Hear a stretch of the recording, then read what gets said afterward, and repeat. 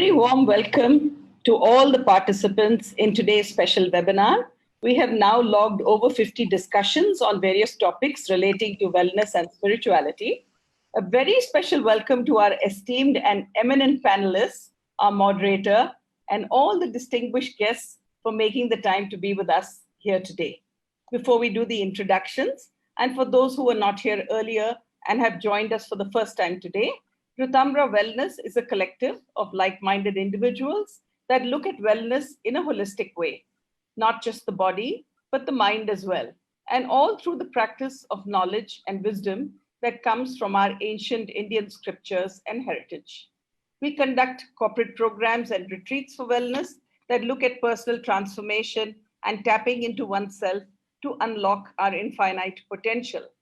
Presently, we're conducting these programs virtually and our virtual corporate programs.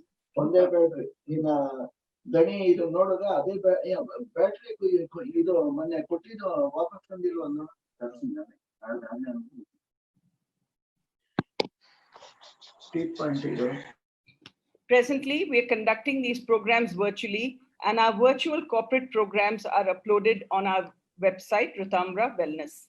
Do visit our website and go through the details of these programs. We do webinars regularly and all our earlier talks are uploaded on YouTube under the head Rtambhara Wellness. If you'd like to be part of our community, please post your contact details, cell number, email ID, so we can add you on to our groups. So let's get on with today's program. We have a panel discussion today that has great relevance in today's times when significant and frequent life changes are becoming the norm and bringing all kinds of physical and mental ailments in its wake. Is this the time for a spiritual awakening? A very knowledgeable panel will be discussing this and much more under the title of today's topic, Evolution of Global Consciousness.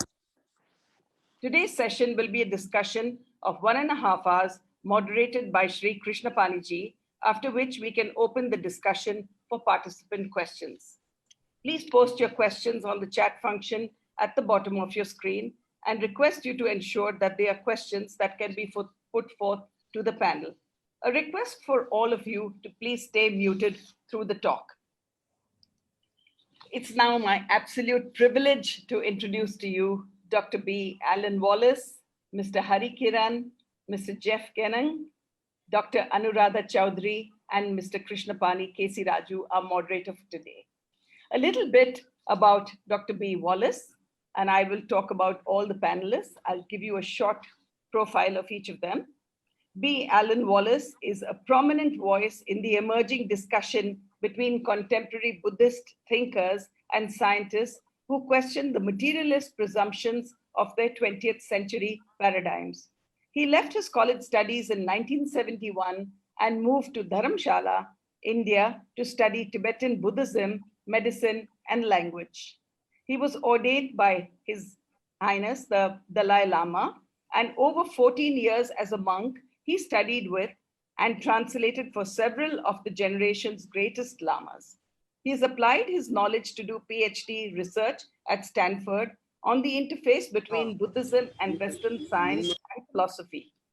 Since 1987, he's been a frequent translator and contributor to meetings between the Dalai Lama and prominent scientists, and he has written and translated more than 40 books. Along with his scholarly work, Dr. Allen is regarded as one of the West's preeminent meditation teachers and retreat guides.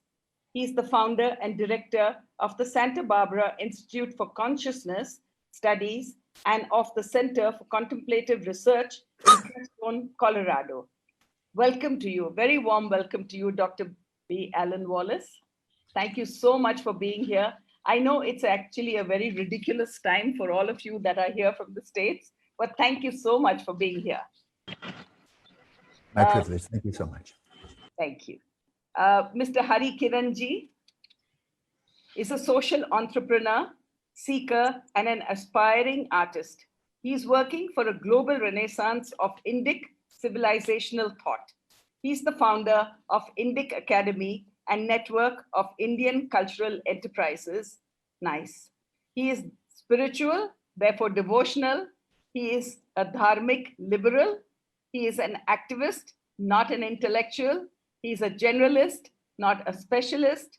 He enables, empowers, and enjoys other intellectuals and artists discover and express their potential.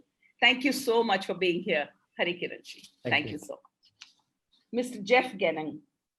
Jeff is president and co-founder of Contemplative Life, a non-profit organization that connects people and communities with transformative practices, and co-founder of Transformation365.org, an experiential practice network.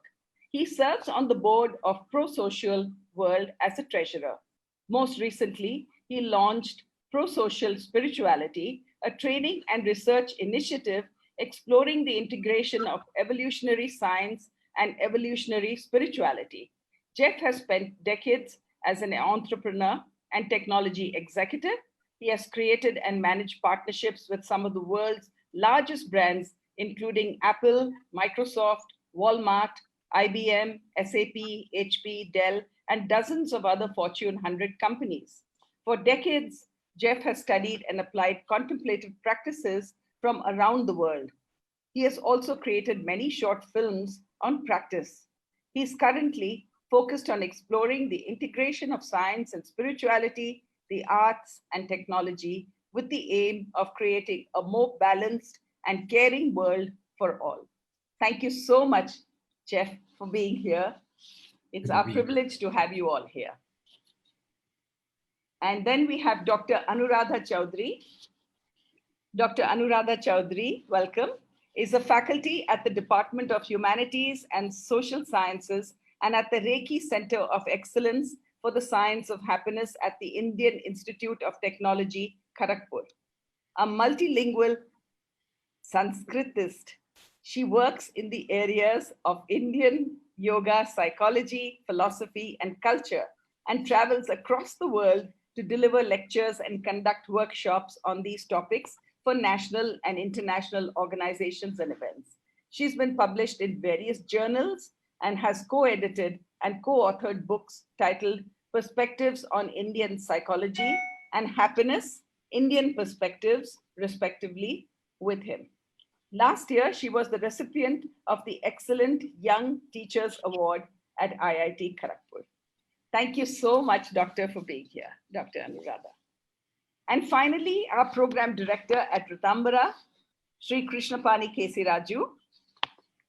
Sri Krishnapani K.C. Raju is a mechanical engineering graduate with professional qualifications in management and law.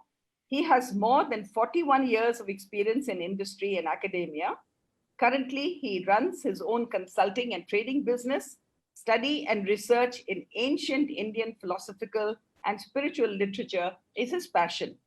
He is engaged in synthesizing ancient and modern thought on deeper aspects of life and its purpose. He is a keen student of Vedanta, Theosophy, and Jiddu Krishnamurti's teachings. Krishnapani is an invited speaker at various management and spiritual forums. He is presently the program director at Rtambhara and the enabler for the spiritual and transcendental dimensions of holistic well-being at Rtambhara. So thank you all for being here. Thank you, Krishnapani ji. You're muted. Okay. And I'm really grateful for all of you for being here. And over to you, Krishnapani ji, so we can start this wonderful discussion. Thank you so much. Thank you so much, Beena ji, for that wonderful introduction of the panelists. And I think it's time we directly go to the discussion part of it. And I would start with Dr. Anuradha to respond to the question which I have in mind is basically when we're talking about global evolution of global consciousness, we need to understand the definition of the term consciousness and life and how we relate it to the adjective that is added global. So I would like Dr. Anuradha Chaudhary to start the discussion by giving her inputs on this definition and understanding of the term global consciousness. Thank you very much. for giving me the opportunity to start. I was really looking forward to listening to all those others, then I would have said a ditto at the end. Something differently. So, Can you speak a little louder, Anu? can Little you louder. guys hear me? Can you hear me now? Can you hear me? Yes. Yes. Now it's Better? All right, all right, all right. No, I was just saying that I was hoping to have come at the end of the listening to all the seniors so that I could have very conveniently said ditto because they're also erudite in their own ways. But you've handed the baton over first to me.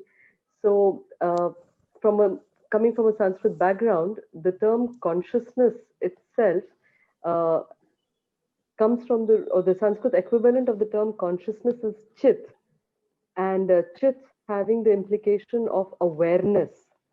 There is an intrinsic awareness in the underlying fabric of existence itself, which we would refer to as chit or chetana shakti from an Indic perspective, because the term consciousness itself in English has got something like more than 40 definitions, and Dr. Alan Wallace is far more qualified to speak on the ambiguity that surrounds the term as it is being used.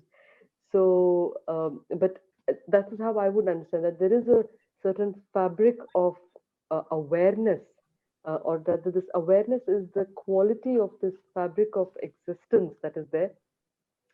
And life is, in terms of evolution, one stage of its manifestation. So Sri Aurobindo talks of an aspect of an involution and an evolution. So if I can just in brief talk about it. So he talks of this fabric of existence, which has these three qualities of Sat, it is aware, Chit, and thereby, just by the fact of being an aware and all, omniscient, omnipotent, omnipresent, it is blissful spontaneously. So when it chose to involve itself and assume the form of matter, then it reduced its properties and only allowed Sat to incarnate or to manifest itself. And in the process of evolution, the next quality that became manifest is Chit or Chetana. And that's the in terms of the evolution theory that we are familiar with, would correspond more to the development of the plant, the animals, where awareness becomes a more inherent property of the being or the creation that has emerged. So these would be the two understandings I would have on consciousness and life, and then to relate them to the adjective global.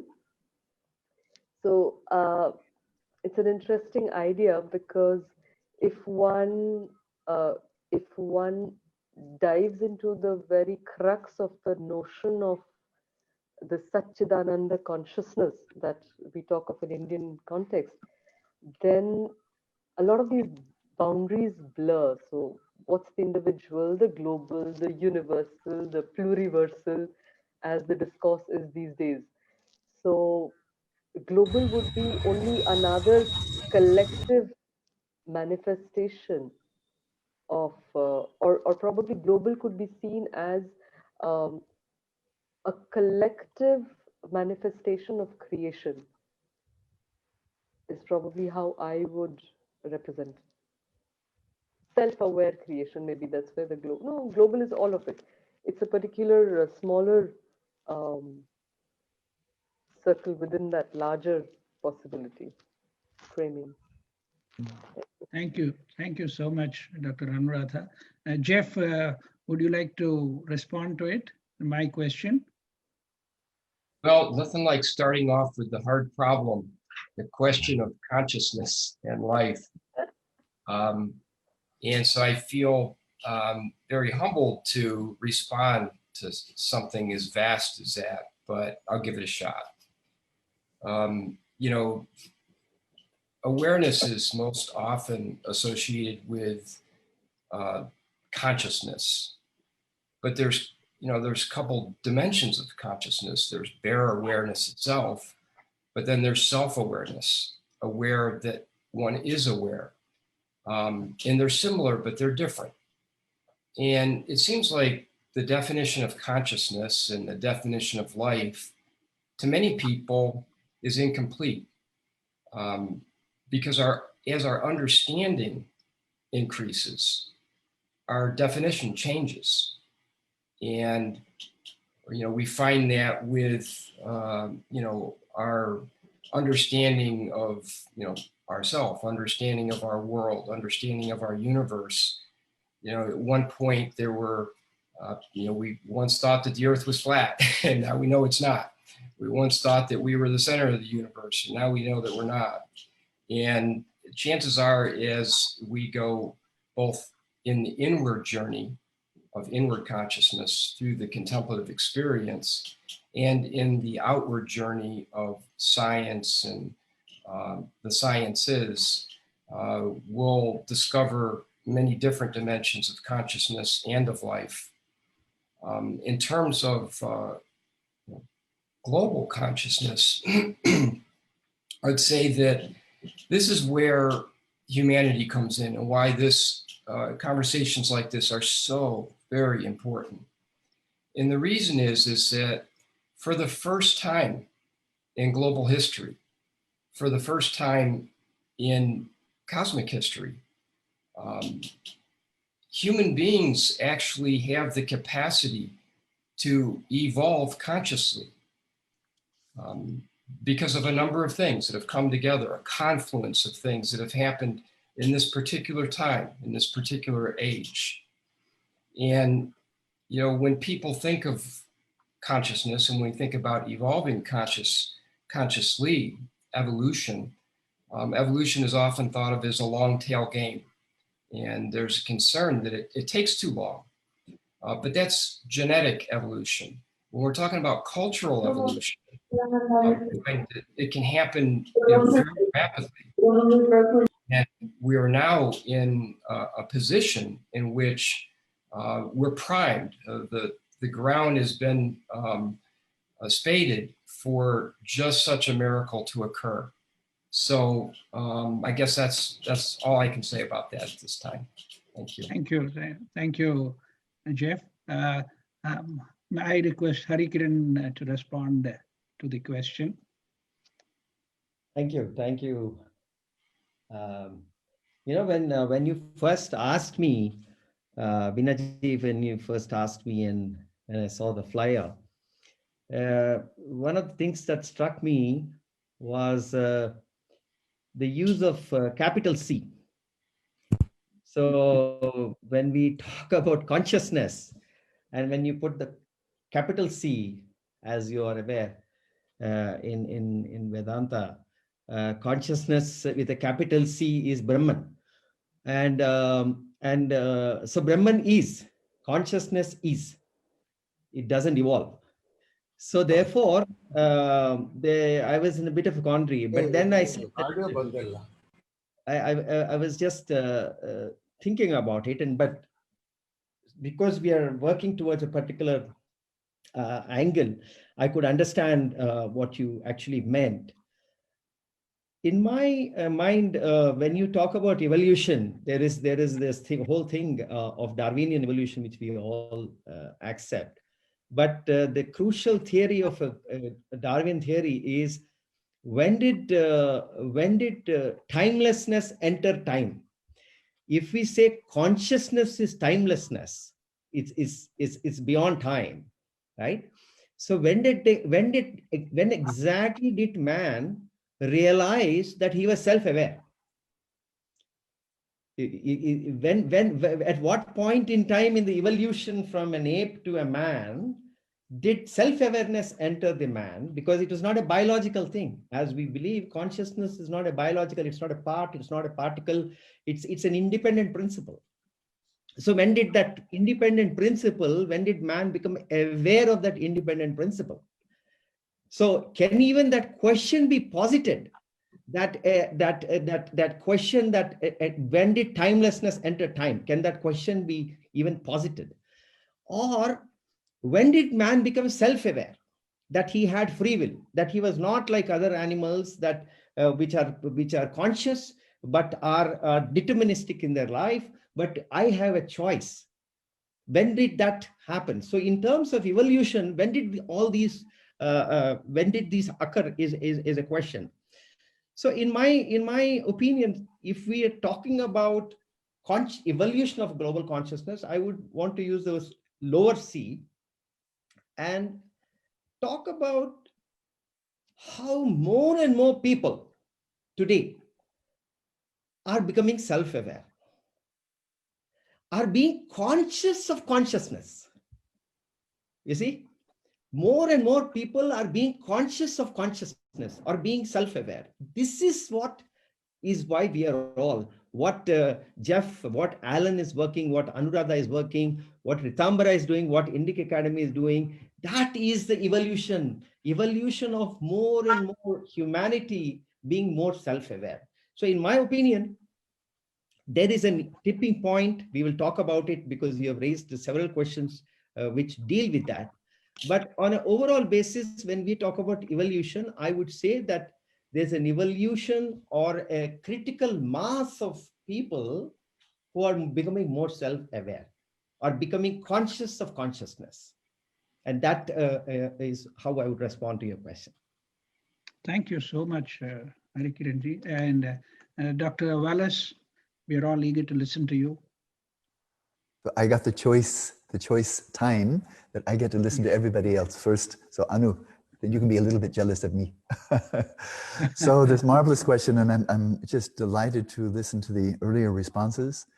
And I guess I like my response, and I will keep it within 2 or 3 minutes, to be placed, although these are timeless questions, perennial questions, I would like to address this right here from 2020 of consciousness and life. And that is in terms of global consciousness. I'm just looking now just in the practical world that we can observe that over the last, well, in terms of the evolution of modern science, it began with physics, and it didn't have to. It could have begun with biology. It could have begun with psychology, but it didn't. It began with Copernicus and Galileo. And so that was where the first revolution in Eurocentric science came about. And that was early 17th century. And then about 250 years later, the second revolution, and that was in biology. And that was in the 1860s. And then towards the end of the 19th century, then we see finally, the last kid on the block comes the development of the mind sciences. But very rapidly, in the early 20th century, they were completely dominated by psychology, was dominated by behaviorism, and then brain science. And so out of that historical evolution of Eurocentric science, it's now widely accepted, not only in Europe, but now in global education, higher education of all levels, East and West, that physics is primary. And out of the physical, the inanimate, mindless Big Bang, the evolution of matter, energy, and so forth, then emerged over the last maybe 3 billion years on this planet, emerged non-conscious organic life. And then out of that, in some mysterious way, we are to believe that consciousness emerged from sufficiently complex chemistry, basically, chemistry and biology, that consciousness comes as a derivative, an accidental byproduct. And so over the last 150 years especially, science has been completely suffused by this metaphysical belief of materialism, that matter is primary, life emerges out of matter, and then consciousness somehow emerges out of consciousness. But in fact, there's no science to support that. The origins of life still remain a mystery. The origins of consciousness still remain a mystery. And that's because I am utterly convinced they got everything exactly wrong. Consciousness is fundamental to the whole universe. Life, as we see it, biological life, embodied life as we are, and all other animals and other beings, life emerges out of consciousness, and the physical world actually comes from, as we say in Buddhism, the myriad worlds arise from karma. They arise from the actions of sentient beings. So we are, over the last 150 years or so, we human beings on a global level have been increasingly running an experiment on ourselves and the planet. And that is, how does it work out if we adopt a view of materialism that dominates modern education all over the world, that matter and energy are primary? How does this work out in the pursuit of happiness? It goes to hedonism, that our happiness is to be found outside. And how does this play out in our way of life? consumerism. So I see this triad: materialism, hedonism, consumerism, and this is how do you say, it's growing exponentially even to this day, and we're seeing the impact on the globe is utterly catastrophic. According to David Attenborough, we have maybe 20 years to stop what we're doing right now, turn it around. Otherwise, the damage to the ecosphere will be so severe and temporarily irreversible that human civilization will be undermined. And so the Indic wisdom, and I really believe we focus on India more than any other civilization, knows Chit, Vijnana, Vidya, consciousness, awareness is fundamental. Out of this emerges life, out of this emerges the crust of the world. And so global, I think now, because it's so obvious to many people that our impact of humanity on the globe is catastrophic, this will be a wake-up call for a global renaissance of contemplative inquiry and a radical revolution in the mind sciences. And so that's how I understand consciousness and life and global. But this is so urgent, and I believe the wisdom of India is utterly indispensable to this, because I see no parallel in any of the other great civilizations on the planet. Thank you. Thank you so much, Dr. Wallace, for that insightful understanding. And I think all the panelists are agreeing on the basic fact that this is something non-material, and it is something, akin to energy. But there is one aspect that has been mentioned in some of the ancient Indian traditions, that consciousness is a kind of a medium, is a medium which pervades the whole universe. And then whenever it comes in contact with matter, this consciousness, then it becomes, the life principle evolves. Consciousness is manifest when we see the material things working. Like, for example, the human body or the creatures. We find very small creatures which have this mobility, growth and decay and death. We find this life evolving out of it. And it's a wonderful way we have understood that the flow is from consciousness as the fundamental principle, and life, which is embodied in matter. That's how it evolves. Thank you for all the great insights which have been presented here. I think maybe we'll move to the second question, which I have in mind, which is, as I mentioned in the beginning, we see a lot of integration from the economic and technological point of view, and we find that there is a great amount of interdependence in the world today. Now, this has in a way made us, more self-centric, more concerned with ourselves as an entity. So, as Dr. Wallace had mentioned earlier, the consumerism that has come into it, and the focus on one's own self and one's own gratification. Now, in the context of this integration, economic and technological integration, and the focus being more on personal gratification, how do we see global consciousness evolving? Do we see that as a precursor to the whole thing, or would it be a kind of a deterrent or a challenge to the whole process of evolving a global consciousness? And I think I will ask Harikiranji to respond to it. Then we can go to the other panelists.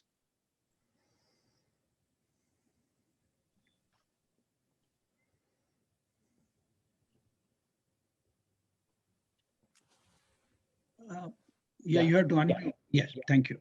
Sorry. If you look at our framework of dharma, artha, kama, and moksha, I think that framework is at a very, very fundamental level, very, very important for us to refer back. The question is, are more people being hastened towards the pursuit of moksha?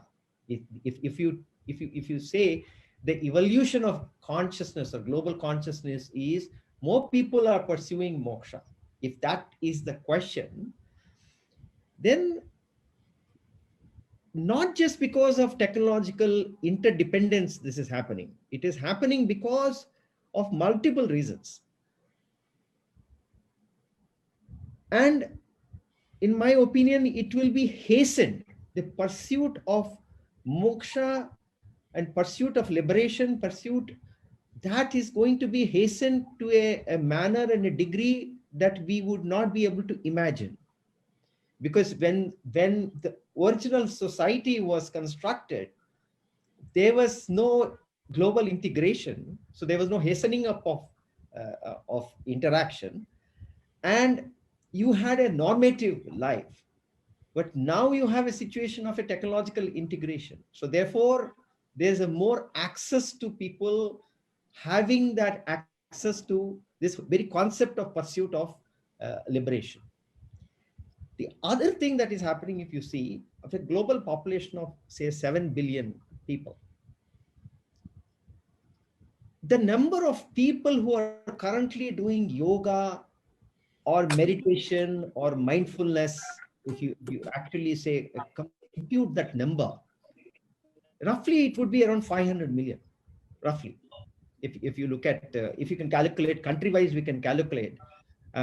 Say, for example, US population is 300 million, and if more than 25% is doing some form of yoga or meditation, that's 75 million. Now, if you go around the Western hemisphere and calculate and include the East also, roughly you can come to around 500 million. Now, that is a very, very crucial number in terms of the overall population. You have a population of 7 billion and you have 500 million who are in pursuit of, that means they are already past the tipping point of artha and kama. They have already realized that pursuit of objects, pursuit of relationships, pursuit of power doesn't give them happiness. Pursuit of moksha, some form of spiritual inquiry has commenced. And that is why they have started this journey of yoga and meditation and mindfulness and what have you. So this is actually hastened up because of technology also, because of the globalization. And that is why you have this critical mass that is emerging. And that is why your original question is global evolution of consciousness is a valid question. This doesn't stop here. It doesn't stop here. Now we are going to have a situation wherein you are going to have autonomous lives. Everything is autonomous. Your cars, everything is autonomous. Just in 10 years' time, you're going to have a situation wherein everything, there's going to be massive unemployment. You're going to talk about a concept of universal basic income. Everybody gets a check in their bank account at the first of the month. What does UBI do? UBI makes you remove artha. The pursuit of artha itself is removed, right? And you will therefore go into your passion and karma and all that, exhaust that. So therefore, when more people are receiving UBI and more people are displaced because of AI and machine learning and on autonomous lives that we lead, what would happen is the last goal is moksha. So therefore, the question is, technological interdependence is hastening up this global evolution of consciousness, and AI, machine learning, and autonomous lives will actually will make people more towards pursuit of moksha. So this is a very, very interesting phase in which we are in at this point in time. In 10 years' time, you will see a significant change. That's really wonderful insight. You know, it's not only a precursor, but it's actually a impelling and then, you know, giving the necessary force to hasten up the whole process. I think that's really wonderful. Jeff, how do you see the whole thing? Well, both technology and economics are a means to an end. So the question is, to what end? And that end is guided and directed by those that are controlling it or have influence over it.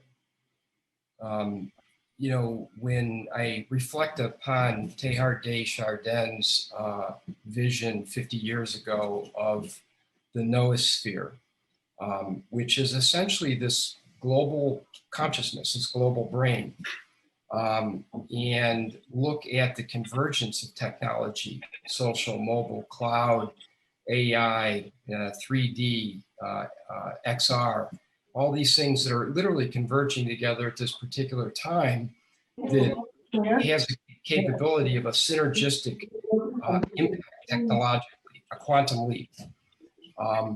But how's that being guided? Because if that process is like the process of biological evolution, that is, it just evolves in a kind of a long tail game, that's one thing. But if it is the architecture of it is done consciously with great intention and for the well-being of all, now that's a different story. And technology is so important because the technology, as we see right now, we're communicating all over the world in different places, things that were not possible. They weren't even possible just a few short years ago. It has the capacity to allow collaboration, cooperation on a quantum scale when they begin to come together, where it can literally move beyond what we even know of as cooperation. But here's the thing. When it comes to technology and what's being designed and developed, those that have the creative capacities, the design and engineering genius, they're very young. But they have these amazing skills. Those that have wisdom and depth of experience tend to be older, and they tend to not keep pace with technology.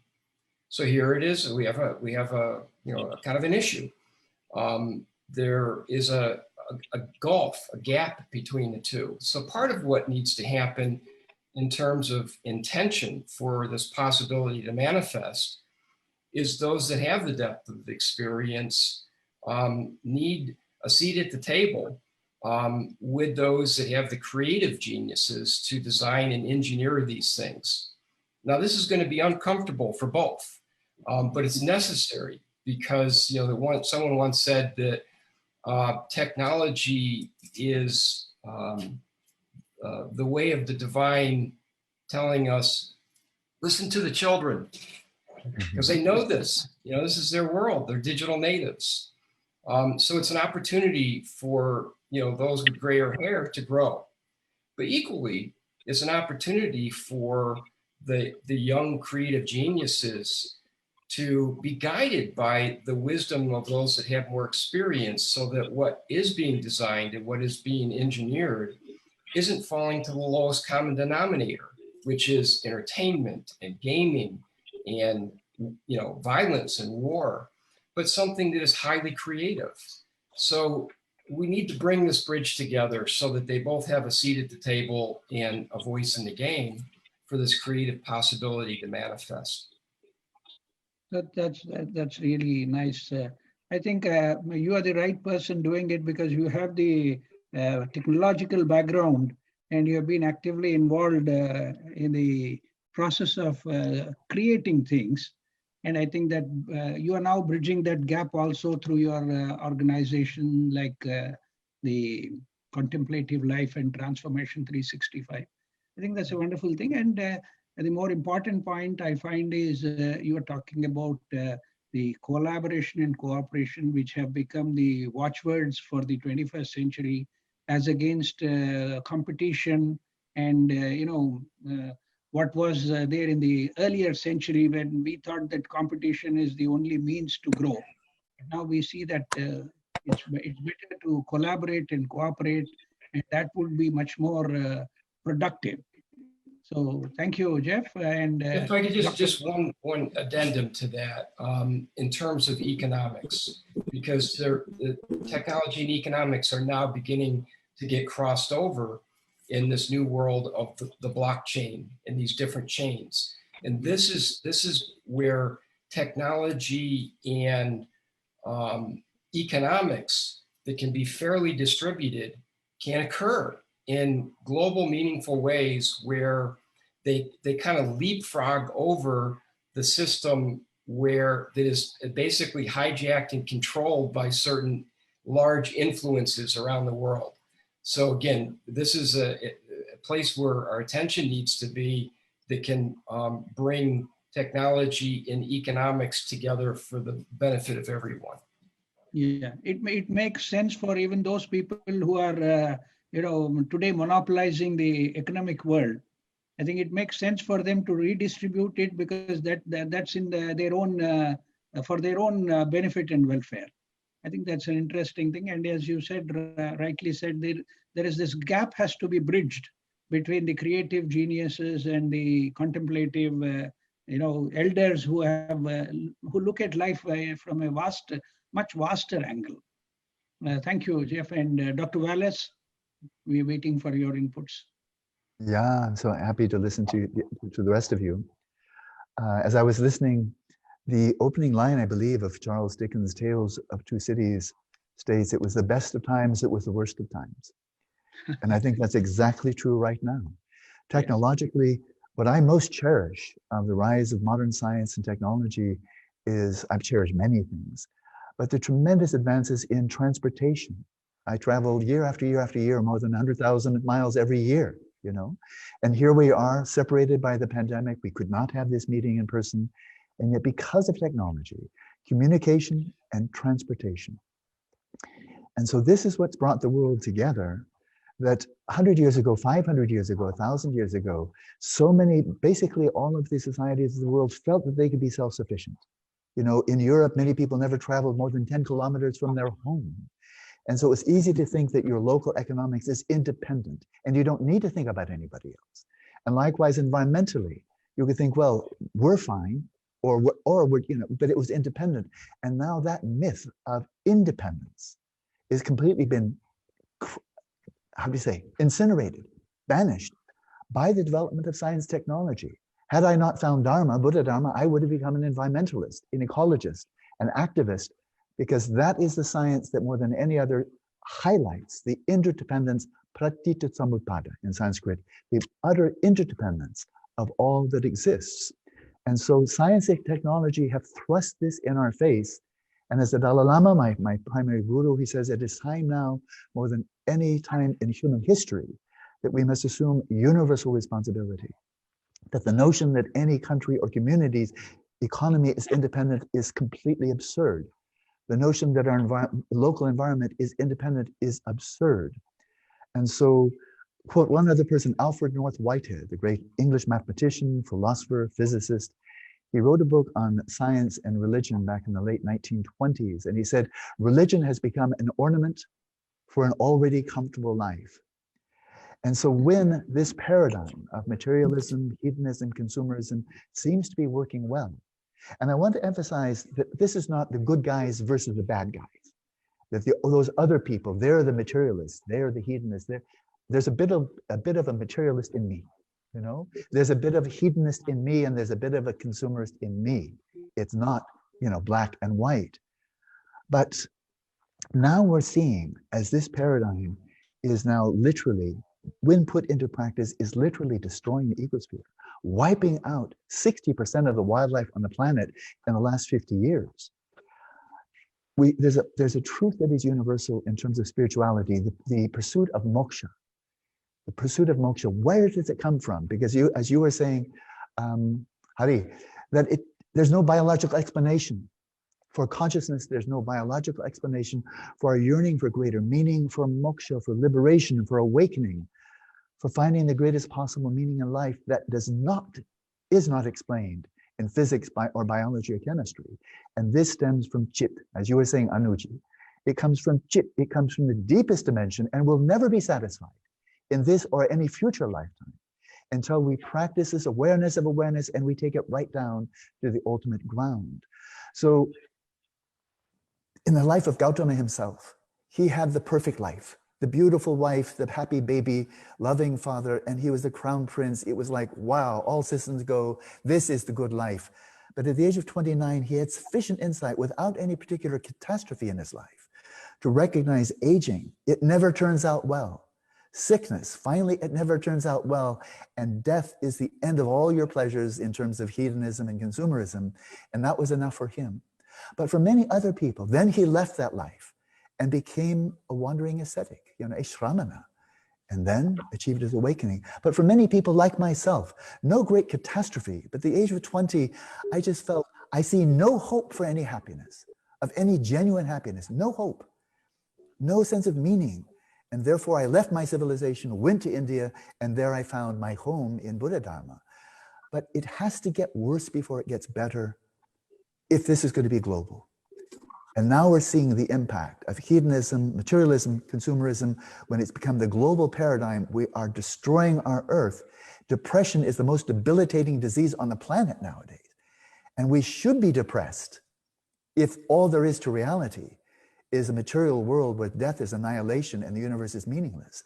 So I think in terms of global evolution, it had to go this bad that we're actually destroying our children, grandchildren, and so forth, future generations, by our own short-sighted greed and stupidity and hatred when it manifests in violence. But this is a time of tremendous opportunity, unprecedented in human history.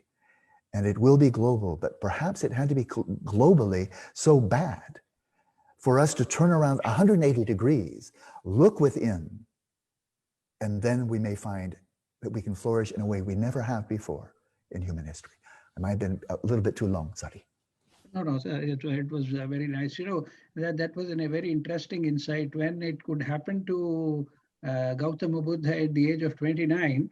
I think it should happen for all of us much earlier if we are at least a little bit wise.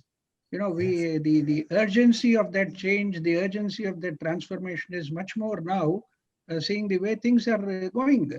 And I think in your own case, Dr. Wallace, it happened at a much younger age. You were 21 when you came to India. That kind of inner transformation, the urgency of that has become much more important. And we have actually gone to the abyss of our own human stupidity where we are becoming suicidal, self-destructive. We are. Some ways. Yes. And I think the technology, as you rightly said, communications and technology. And imagine for somebody like Yuan Sang coming from China to India for walking for maybe 2 years and then facing life-threatening situations. And that's not the case today. As you rightly said, we travel thousands and thousands of kilometers in comfort, and we're able to communicate and move about with so much of ease. And that should be a trigger for us to, bring about that transformation. Thank you, Dr. Wallace. And Dr. Anuradha, you are now getting the chance, but don't say ditto now. We would like to hear more from you on the same question.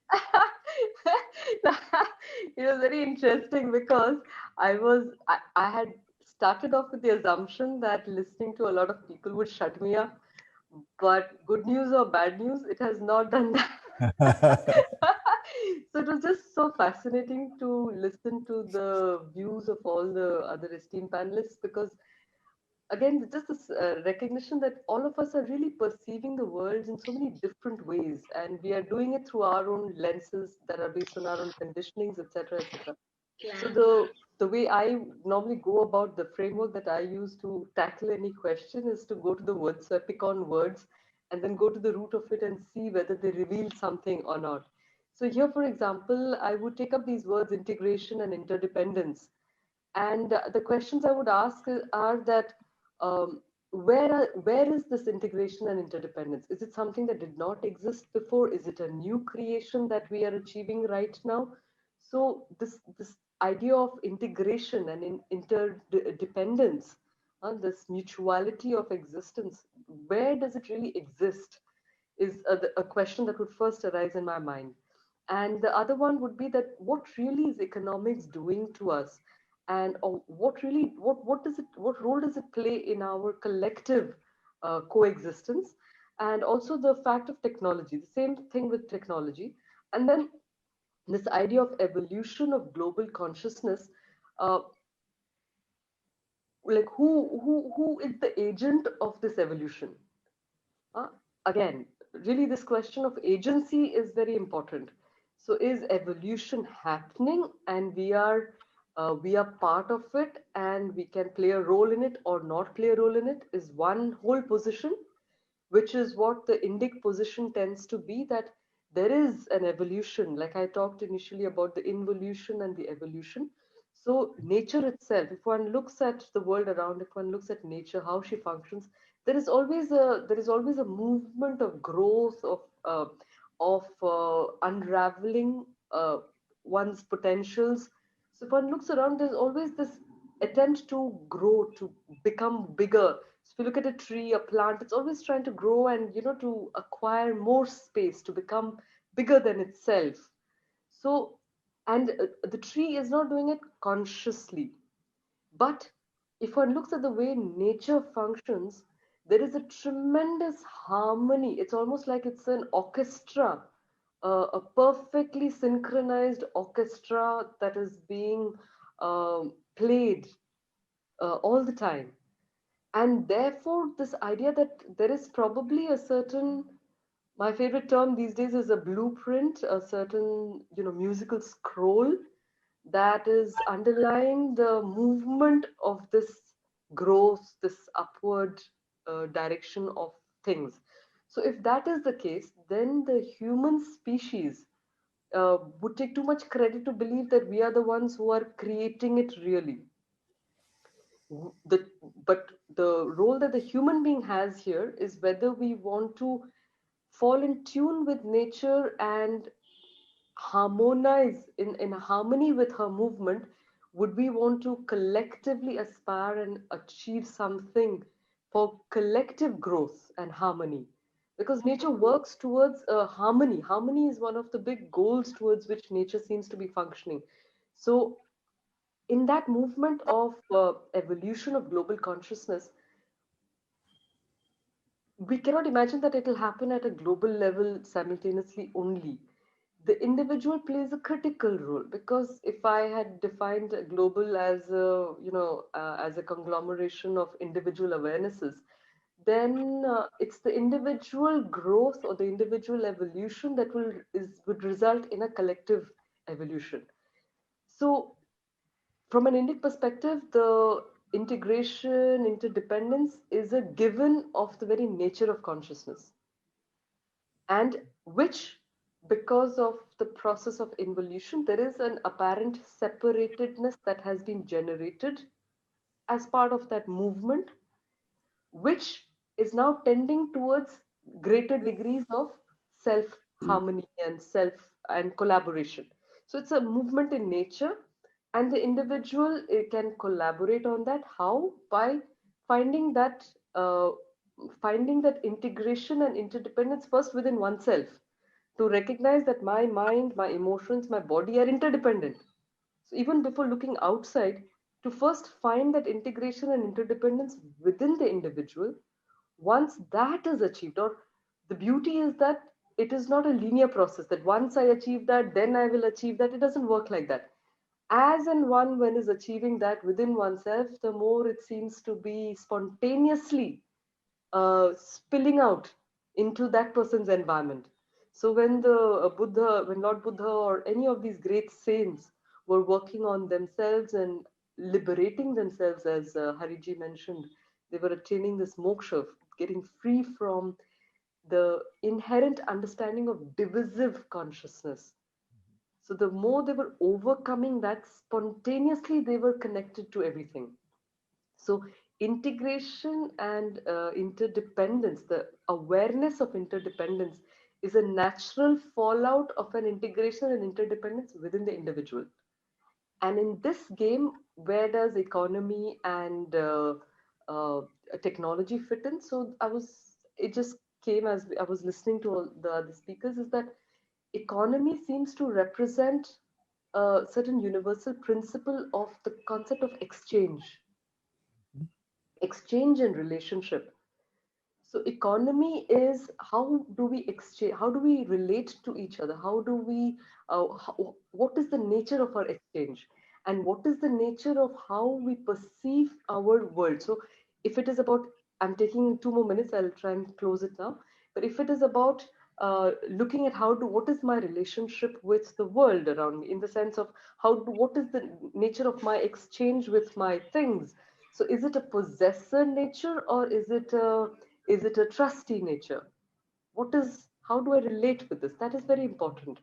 Because if it is a possessive nature, then it is again going into it is only enhancing the divisive mentality. But if it is recognizing that I am a trustee of something, then it would allow a different form of economy to emerge. So, and what role does technology play in this? Technology is a tool that will facilitate how we are connecting to each other. Even technologies, I would say, becoming more integrated is part of this nature's movement of making matter itself more conscious, is what Sri Aurobindo also says. So that is a movement. Now, so just to close here, what I would probably like to end on is this idea that integration will happen if technology and economy are doing it faster, at a faster rate than which the individual is doing it within themselves. Then it is going to lead to greater division, potentially, if it was left to us. But fortunately, there is the plan that would not allow it to happen, because it's fortunately in control again. But therefore, the call, which what yoga and all are doing, it's like the director there is saying, come on, you need to become more conscious. So through that, we are participating. We're forced to wake up. COVID is a brilliant example of reminding us how we are so incredibly interdependent. So she just needs to send a small virus. I mean, it's the last of the most invisible of her emissaries. We don't get the message, she's going to slam it harder on us. So I think we really need to use economy and technology, everything to come together and say, okay, let's work for our own good and collaborate with nature. Yeah, that's very interesting, Dr. Anuradha. The idea you have thrown up of there being actually a divine plan in operation. There is a blueprint, and then we are not the only ones who are handling the whole thing. There's a very positive way of looking at it. Yes, it's true that there is a blueprint and there is a divine plan in operation. It's more for us to become sensitive to it.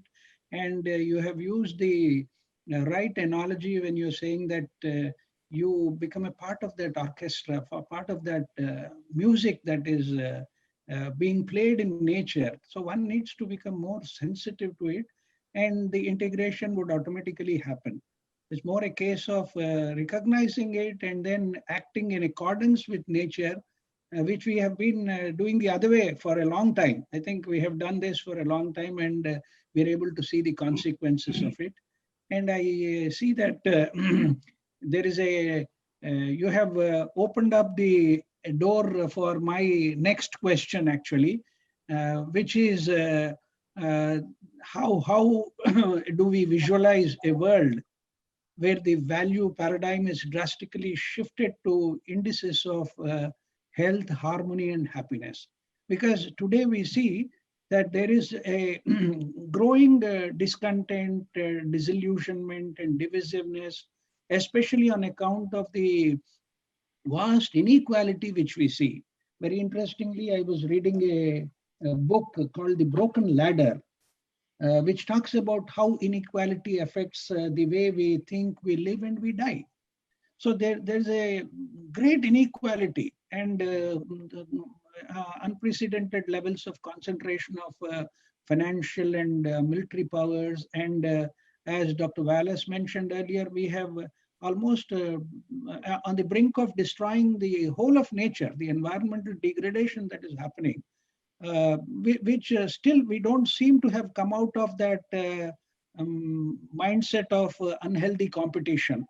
While collaboration and cooperation are the watchwords, but we haven't yet come out of it, and that divisiveness seems to be manifest in so many ways in life. So how do we visualize how the world is going to be, there is going to be a value paradigm shift towards health, harmony, and happiness. Maybe Jeff, would you be able to throw some light on it? Well, another easy question, right? But my sense is that there's a saying that if you don't know where you're going, you're likely to end up someplace else. And so it's a question of where are we directed? Where are we putting our attention? What is our measure of that? And so one of the first things is how we're measuring value. Gross national product, I mean, that's got to go. I like, more gross national happiness, like they do in Bhutan. A measure of well-being for humanity as a whole and for the earth. This is what we need to be measuring. And if we begin to measure that and look toward that goal, there's many, many things that wouldn't be included in that. We're measuring right now things like armaments as part of our measure for gross national product. It's insane, really. So as part of this process, so much of it seems like where we are is that there is like a topsy-turvy, that the direction we're going kind of needs to, fold into the other direction, needs to get turned on its head. Dr. Wallace was saying about, consciousness or life, we're looking at it backwards. We're looking at it backwards, looking at the outer world at the exclusion of the inner world. Looking at material as opposed to, things that are more intangible and qualitative. So one of the things that I think can help with this is during this period of great division, here we are in the American election, and it's on full display for the world, the division that we're experiencing in this country. But just on the other side of that is the unity of these two things. So where is it? How do you find that middle point?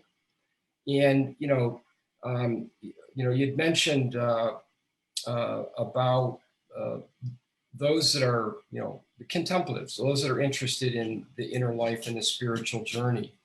I think one of the things that can be very helpful is if the contemplatives on a global scale became more active, because by virtue of doing that, they're able to tap into something hopefully beyond themselves that can guide their purpose and keep their aim straight. In the same token, there's a rise of activism around the world, and it would be incredibly valuable for activists to become more contemplative, because then that would guide their aim and keep their aim straight as well. So it's almost like a little reversal, because many contemplatives have become complacent, and their journey has become stagnated because they're not walking it out full enough into the marketplace to give it away. That needs to be challenged in order to complete the journey. So I think that this is something that is worth considering. That's very, what you said is true. We have to be more going out into the world and then making a point about this. Otherwise, if we become more and more complacent, we will lose the energy that is required to bring about this paradigm shift. I think Harikiranji was also talking about it, and I think he is doing that through his organizations, because it should be as a social enterprise and a spiritual enterprise that's required to bring about this paradigm shift. I think Harikiranji, how would you respond to my question? You're absolutely right. In fact, it's a very, very interesting question that you pose. And I was just trying to put a sort of a framework. I sort of brought out the Michael Porter in me, sort of reliving my old consulting days.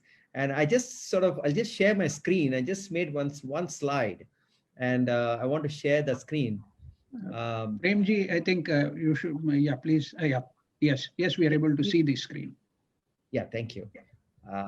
So basically, it's fascinating because it's a nice segue after what you said, and what Jeff was saying. What are the forces? Why is the divisive forces that Jeff was referring to and all that? So we have ideological forces. So if you think about marketplace for ideas, and we have ideological forces that Jeff was referring to, we have theological forces, we have neo-colonial forces that are expansive in a different form of colonization that is not the earlier colonization that we have seen, but there's a different kind of colonization in terms of building infrastructure, giving loans, and all that. We already know about that. And then there are the economic forces that we talked about. Like, for example, we have the monopolistic big tech and all that. We have seen the effects of the economic forces. And then what you're saying, you want health, happiness, harmony to emerge from these four forces battling in the market force of ideas. Would that happen? Would that happen? And here we have spiritual forces like you and I and all the people who are concerned about humanity and concerned about all these things that you're talking about. How would that happen? How can, because all the other four forces, they get up in the morning to conquer the market.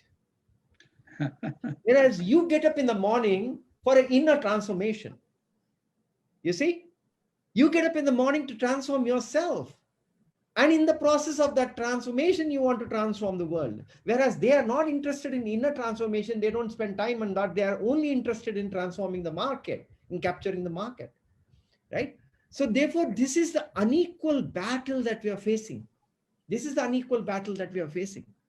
That there are forces that are trying to capture the marketplace for ideas, and there are the spiritual forces with all their weakness, wanting to transform themselves. They are also wanting these three forces called health, happiness, and harmony, right? How will this happen? This is the question that we need to ask ourselves, right? Yeah. Now the question is that fortunately, because of the excesses performed by all the other four forces, right, the marketplace itself is demanding. The marketplace. So there is a push and there's a pull, right? So the four forces that I was talking about, theological forces, ideological forces, neo-colonial forces, economic forces, are pushing their ideas into the market, right? But there's a pull in the market. The market is talking about conscious capitalism. Where did that come from? The market is saying, I will only consume things which are made in a sustainable fashion. It is all because of the push. There's a pull again. Now, this is what our spiritual forces should understand, that there is a pull in the market. That the world over, there is a thing called conscious. There's a pushback against these large companies. Everybody wants to be conscious and be aware of what they're consuming. So this concept, this search for health, happiness, and harmony is there, is a latent force which is emerging. It is now for the spiritual forces to meet them and to serve them. This is how we have to look at it. That's really wonderful. You have beautifully given in the form of a slide. And as you have rightly said, there's a great spiritual master's statement that ideas rule the world. It's ideas which rule the world. And if we have bad ideas floating around or the wrong kind of ideas floating around in the world, they will rule the world. So there is this, we have to, take hold of this positive pull from the market and provide that to the marketplace so that people become more and more conscious about what they are consuming, what they are doing. And I think that kind of thing is happening. In a small way it is happening, and it has to accelerate and then catch up with the other forces, because the other forces are, the one good thing is the other forces are, actually operating on a wrong perception of things. and they are bound to fail. But we cannot give them too much time to, dissipate. We have already given them enough time, and they're trying to occupy more and more of the space and time, which is disruptive. And I think that's a very interesting way of putting it. Dr. Anuradha, how do you see my question? Because you are the one who initiated brought out the idea of harmony. So the way I understand this is from a linguistic perspective. And I think that the tussle is really between the two primary verbs, auxiliary verbs of having and being. This is another one of my favorites. So the fact that there are language groups that have the verb have, and that where a lot of the vocabulary revolves around having. Also with with technology and with this whole story of economics or economy, uh, the what Hariji very beautifully said is all these forces that are that are, what do you say, they're almost obsessed about having these spaces. So there's this inherent discontent which is driving them to acquire. On the another side, you have language groups, Sanskrit being the mother of them all, largely. So Sanskrit doesn't even have the verb to have. So it just has the verb to be. So thing is, so a book is with me. There is no way I can say that I have a book.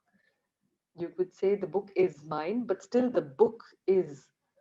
So there seems to be a civilizational emphasis on being. And if there is an emphasis on being, then it seems to lead to an inherent potential of a contentment. And what we see with the kind of a consumer world that we have today, this mentality of having is also drawing us further and further away. And even if I thought that, okay, I think I have everything, I've gone to a supermarket, I've picked up whatever I needed, but then there's just so many other things that keep trying to trigger my senses to saying you don't have this and you don't have that and you don't have that. And then there's a justification that follows that, yeah, I don't have that one, I should try it out. Maybe it will be better than that one. We have this whole game of justifications that supports this inherent experience of the lack, which in Buddhism they recognize as the source of all problems. But that again coming from the idea of within the Indian tradition of being the Purnata. So we have desire, there is desire when there is an inherent lack of something, there's an experience of lack in being. So we try to complete that lack by looking outside, and then we fill it up, then we feel that because a lack doesn't really fulfill the absence of being. So then we need to put in more. And therefore the market also gets created of, more generation of things and more consuming therefore. So I think that very interestingly, there is a social linguist called Lera Boroditsky. So she's done immense research on showing how the languages we use actually rewire our perception of the world. She's shown successfully in her lab that you make people use time as distance. So the movie is that long, so not long, is that far, or has that length.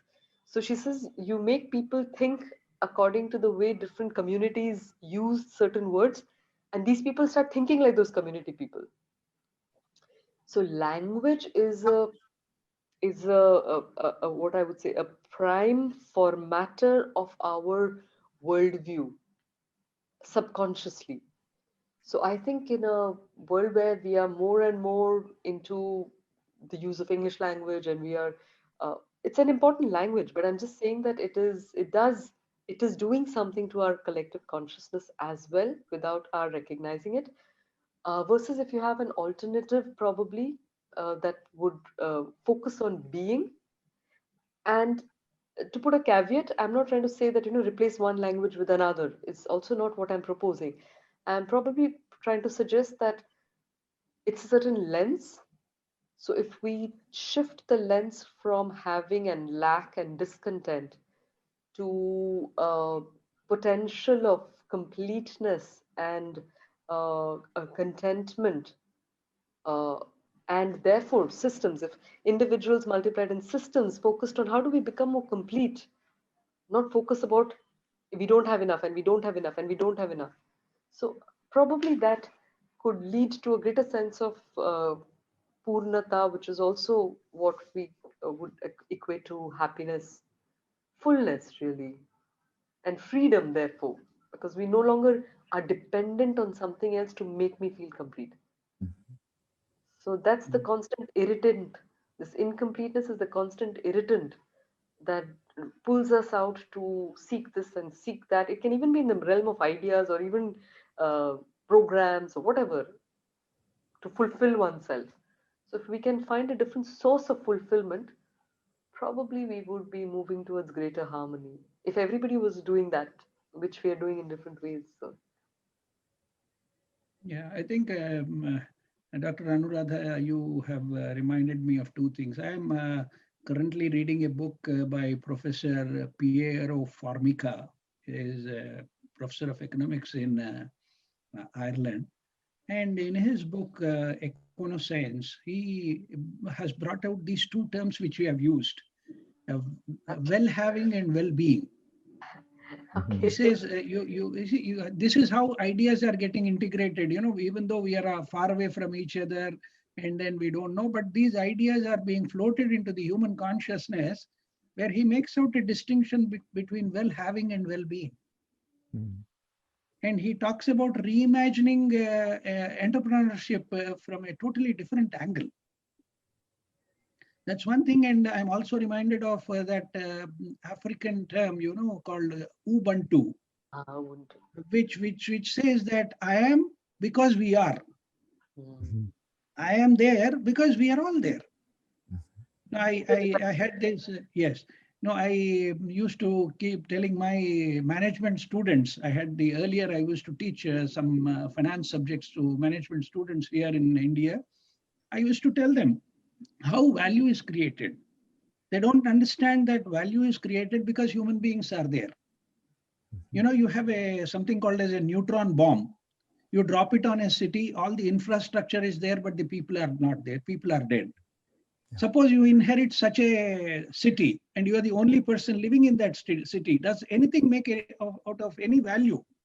Is there any value in it? Because all the cars, all the buildings, all the jewelry, all the luxury, everything is yours, but you are the only person in that city. It doesn't really make any sense. Value is created because human beings are there. Because of the presence of others, that's what makes gives value to it. And it is in that relationship we need to derive that health, harmony, and happiness. Thank you for bringing the linguistic dimension of it. So even our thinking should change from having to being. Dr. Wallace, we are looking forward to your inputs on this question. So Anuji has brought this into the linguistic context, and I'd like to bring it into, once again, the historical. If we don't learn from the past, we're bound to repeat it. I'd like to begin with one of my favorite quotes from a very great Christian theologian and philosopher and mathematician, Blaise Pascal, who lived in the 17th century, and see how this may be relevant to where we are right now. He writes here in the 17th century, "When I've occasionally set myself to consider the different distractions of men, the pains and perils to which they expose themselves at court or in war, whence arise so many quarrels, passions, bold and often bad ventures, etc. I've discovered that all the unhappiness of men arises from one single fact, that they cannot stay quietly in their own chamber." So Anuji has highlighted for us that there may be a silver lining to this pandemic, because how often we just waste our time as if we had an indefinite amount of time and plenty of time to kill in just this, and Jeff, you're raising entertainment and socializing, just wasting our time. And now we are compelled to learn how to sit quietly in our own chambers. And many people find this very distressing, very depressing, and so on. But we are forced again to come and look within. And this is one of the great insights of the great contemplative traditions of the world, that our happiness never actually comes from outside. In that city where there's nobody else, how much happiness are you going to get from jewels or from wealth? Where's the happiness from fame? Where's the happiness of power? These are the three jewels of mundane: wealth, power, and prestige. But in that neutron bomb decimated city, then we see them for what they are. There is no happiness there at all. And for whatever happiness we've ever experienced, it's actually come from within. And whatever dukkha, whatever mental distress we ever experience is always coming from within. And so this pandemic can be a silver lining in that regard. To quote one more person in terms of history, Thomas Aquinas, again, a powerful philosopher, theologian, tremendous impact on Eurocentric civilization, which means now global. And he comments here, it is requisite for the good of human community that there should be persons who devote themselves to the life of contemplation. But then specifically addressing the question raised here, the shift of values and so forth, he writes, the whole of political life seems to be ordered with a view of attaining the happiness of contemplation. For peace, which is established and preserved by way of political activity, places man in a position to devote himself to contemplation of truth.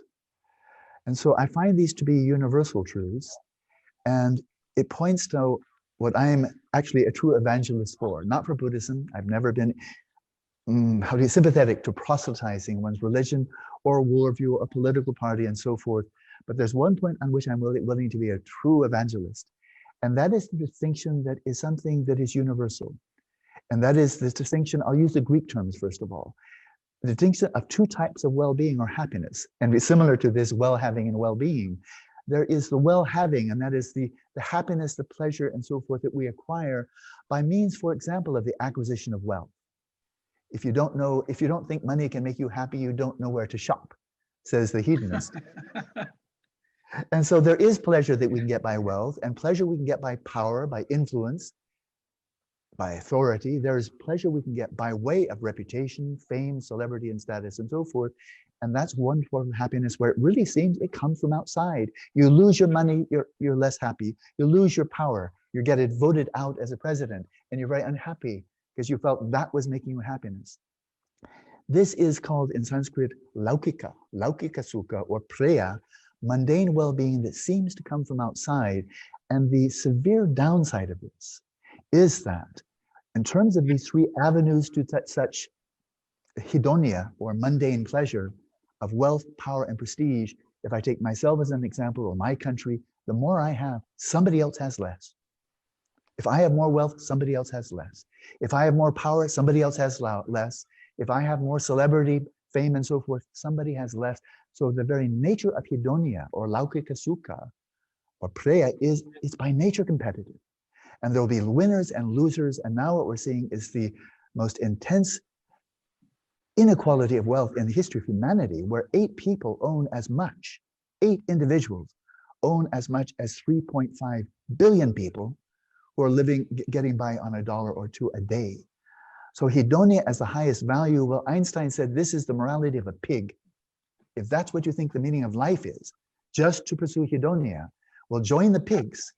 Whereas the wisdom traditions of the world, and this is where I'm an evangelist, point to, in the Greek term, eudaimonia, genuine well-being, or sukha, or sat sukha, sublime well-being, samyak sukha, genuine well-being, and this comes from within. And so to understand, following Aquinas here, is the whole point of pursuing hedonia. The whole point of pursuing hedonia, this pleasure we can get from the world, sensual pleasures, the pleasures of wealth and so forth, meeting our needs of food, clothing, shelter, medical care, and education, the whole point of that is to enable us to have the leisure and the wisdom to turn to the contemplative life and discover the true sources of genuine well-being. This is the message I think the whole world needs. And it's not just for Buddhists or Christians or Hindus or Sikhs. All of humanity needs to recognize that hedonia will never satisfy. It's destroying the single-pointed focus on hedonia, happiness by means of conquering nature and sucking it dry is destroying us. But this doesn't mean that mundane well-being is useless. It is a step on the stairway to finding genuine happiness. So I'll conclude on this point, because Jeff, you've made an extremely important point, that it so often happens that the contemplative then withdraws from life, becomes the fool on the hill, goes into, and then just finds one's own separate peace, right?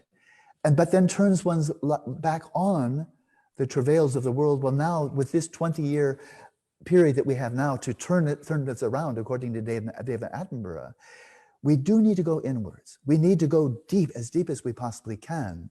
And I think of this as like inhalation, breathing in, turn inwards into the awareness of awareness, exploring our internal resources that are inexhaustible. And the magnificence of genuine well-being is it's by nature never competitive. If I have more, nobody has less. And in the Buddhist framework, it's rooted in ethics, which is ahimsa and karuna, nonviolence and compassion. If I have more, nobody has any less. On that basis, it's cultivated, developed deeper by cultivating the mind, the heart, the mind, the four immeasurables of loving kindness and so forth. If I have greater mental balance, greater inner resources in my mind, nobody has any less. And finally, the genuine well-being that arises from knowing reality as it is. And this is going right down to the very ground of being itself. This is a universal message. And this can unite. And so be a Sikh, be a Hindu, be a humanist, be anything you like.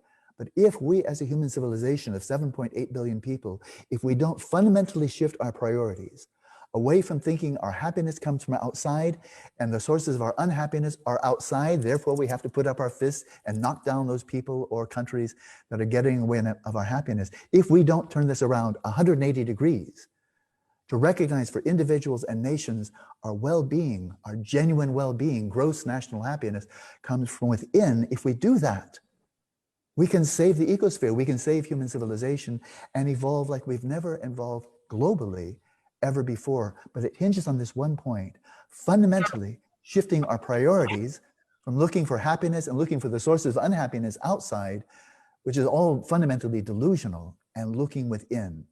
And this is the door open to everybody, agnostics, materialists, atheists, and people of all religious faiths. And so I'm an evangelist for this, that if we focus on the contemplative life as in looking inwards for the true causes of happiness, then we're looking in the right place and we're finally being realistic.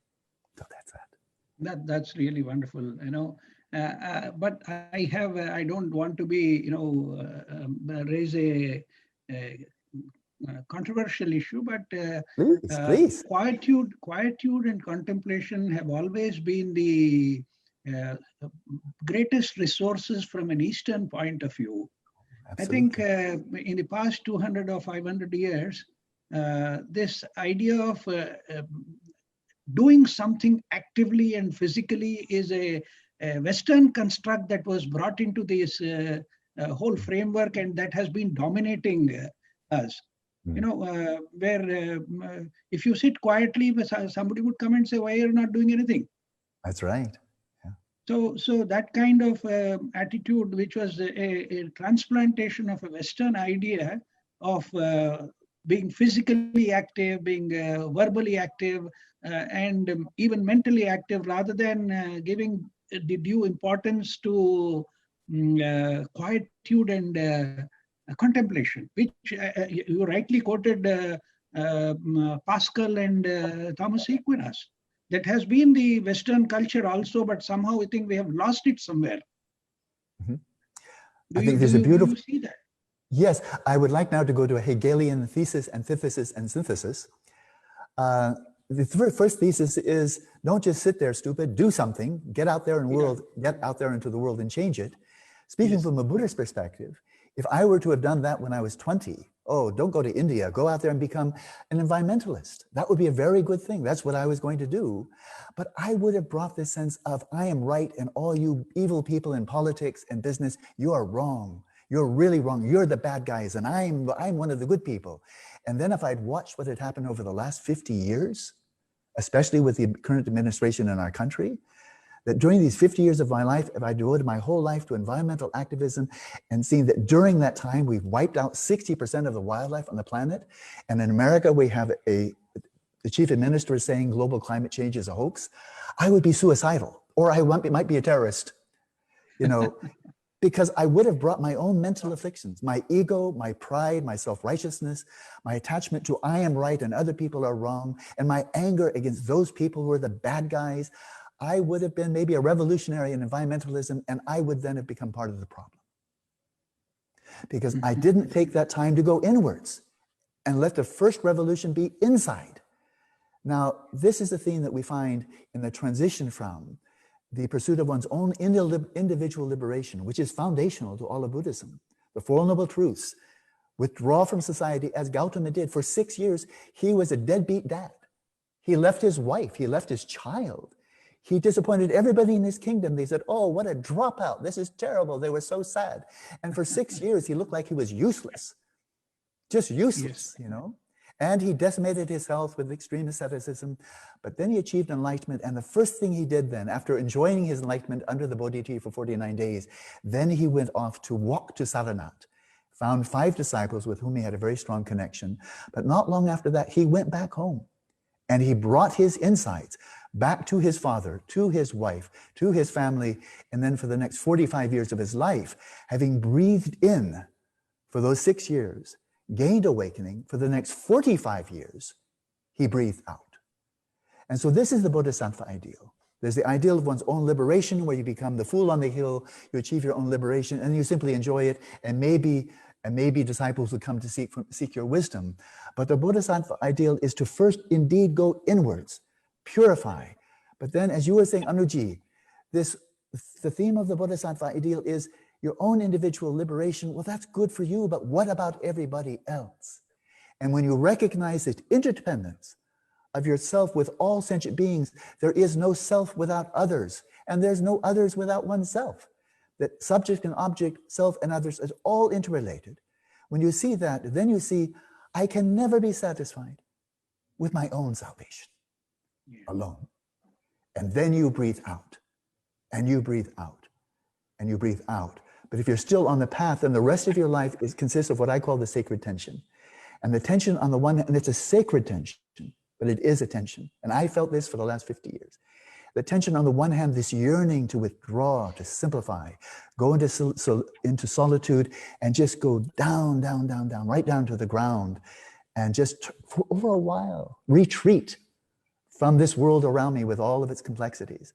And that's a sacred tension, that yearning to go within, as you were saying, Ariji, go within, awareness of awareness, go right down to the ground of awareness, to chit, as in Chittananda. But then the sacred tension is opening your eyes and seeing, but the world is in distress. The Buddha in his Fire Sutra said, the world is aflame with anger, with greed, with stupidity, and so much suffering. And how can I simply enjoy my own separate peace when all of those who are my family, who are my children, my mothers and fathers in countless lifetime, how can I possibly be satisfied? Even though I achieve my own liberation, how can I be satisfied? And therefore you breathe out and you bring out, you share wisdom. But for a person like myself, no high realization, no great enlightenment. But for me, my whole life for the now decades has been defined by breathing in and breathing out. And so 40 books, well, that's a lot of books. I've been teaching for 44 years. That's a long time. So that's all the breathing out. But I just decided yesterday morning, I'm going to take now 3 months off for the first 3 months of next year. I'm not going to teach. I'm not going to write. I'm going to cut down email down to the bare minimum and just go in for a while, because I'm not finished. I'm not awakened. I'm not a Buddha. I'm simply on the path. And so my life for decades now has been defined by this sacred tension of seeing the need to come out and share what you have already, even if you're a work in progress, at the same time knowing there's so much more to do within. And that's a sacred tension that I embrace, and I think it's relevant for everybody. When we see that we can go in and discover our own internal resources, which are inexhaustible, instead of always looking outside only for external resources, which are finite and open to competition, and the strong dominate and exploit the weak. Thank you. I think, in fact, but for the pandemic, I was very seriously contemplating of traveling to Santa Barbara to meet you. I'm just 4 hours away from here. Binaji had suggested that, but for the pandemic, traveling being not a very good thing, but this interaction has really helped me. I'll go to the next question which I have in mind, which is what is the one fundamental aspect that needs to be adequately addressed for the greater evolution of global consciousness? Because today we find that there is so much of diversity and disparity at the superficial level from every angle, from whether it's a social, cultural, ethical, ethnic, religious, linguistic. We have a different sets of ethical values across countries and continents. So the diversity and disparity appears to be overwhelming in some respects. But how do we see one fundamental aspect that needs to be adequately addressed by us to come to this greater evolution of global consciousness? Harikiranji, your response? Yes, continuing the thought process that I was talking about, the spiritual forces in the marketplace for ideas. First and foremost, Rtambhara should start one more division for social entrepreneurship. Right. So please, you immediately make this as a point, because I'm going to say something which is very, very outrageous, and I know it's outrageous, but meditation is a very selfish act. Meditation is a selfish act. So worldwide, all this craze for meditation, it's all everybody's selfish. You have to work for the larger purpose. Loka Sangraha, you have to work for a larger purpose. Unless you build that into your system as a daily routine, instead of daily meditating for half an hour, 20 minutes and all that, every day in the morning, you have to have a capsule and say, I'm working for a larger cause. Unless we inculcate social entrepreneurship in our being and try to become karma yogis, have an after say grihastha, you have before vanaprastha, you have to have a in between phase of social entrepreneurship to serve the society, to meet the demand that we are talking about. Then there will be a transformation. Because unless you do that, unless you start getting up in the morning and saying that I want to serve, as opposed to I want to meditate, I want to serve. If that serving comes into your being and you set up an NGO or a trust or whatever it is and become a spiritual entrepreneur, then the transformation will happen. So this is across, and this is across the societies, across the world. This is not simply one particular this thing. This is across the world. There are so many people, so many countries, everywhere yoga is popular, mindfulness is popular, everybody is there. But in all these mindfulness, all these yoga studios, there should be a separate division called social entrepreneurship. There should be modules called social entrepreneurship. There should be capsules called social entrepreneurship. I was telling somebody that Patanjali made Kapalabhati, then Sudarshan Kriya was popularized by Sri Sri, and then Sambhavi Mudra was popularized by Jaggi Vasudev. So everybody has a capsule. We need a capsule for social entrepreneurship. We need to frame and say that this is the capsule. Every day in 20 minutes, if you do this, think about the world, then the transformation will happen. If you inculcate this into the picture, that you get up in the morning for this purpose, then the transformation that you are seeking will happen. And you also need to have one simple thing, that you should die empty. This is very important. Because you're not going to take anything with you. We all know that.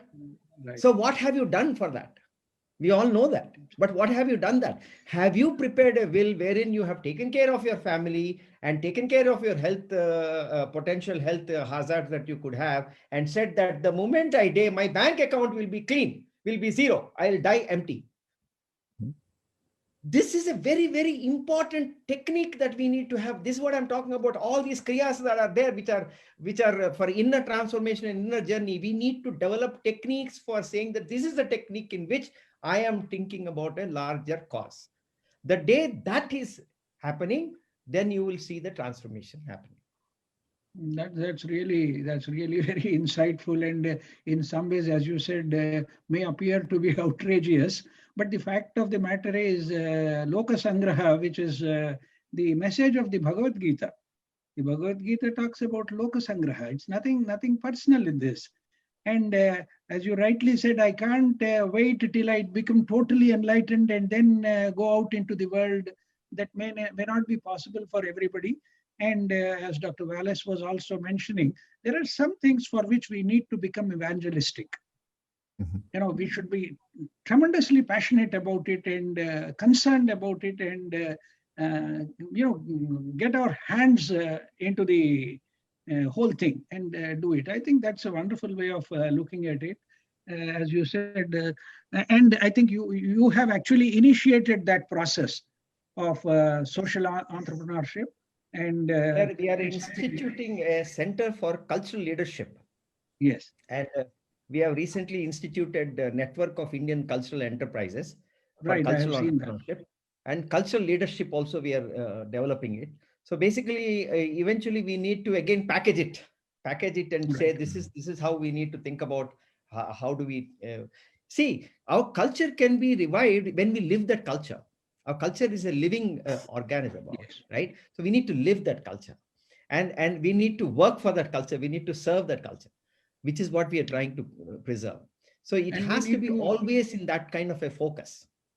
Yeah, and we need to integrate cultures across countries, across continents. Absolutely. You know, Absolutely. that is also important. You know, not again coming back to what Dr. Wallace said. You can't say that my culture is the best or something like that. You know, every culture has a dimension of its own, and then we integrate it and make it into a global thing. That's a very insightful thing. Jeff, how do you see? You know, you have been talking about contemplative life. But how do you see as the one single fundamental aspect which needs to be addressed? I would like to hear you on that.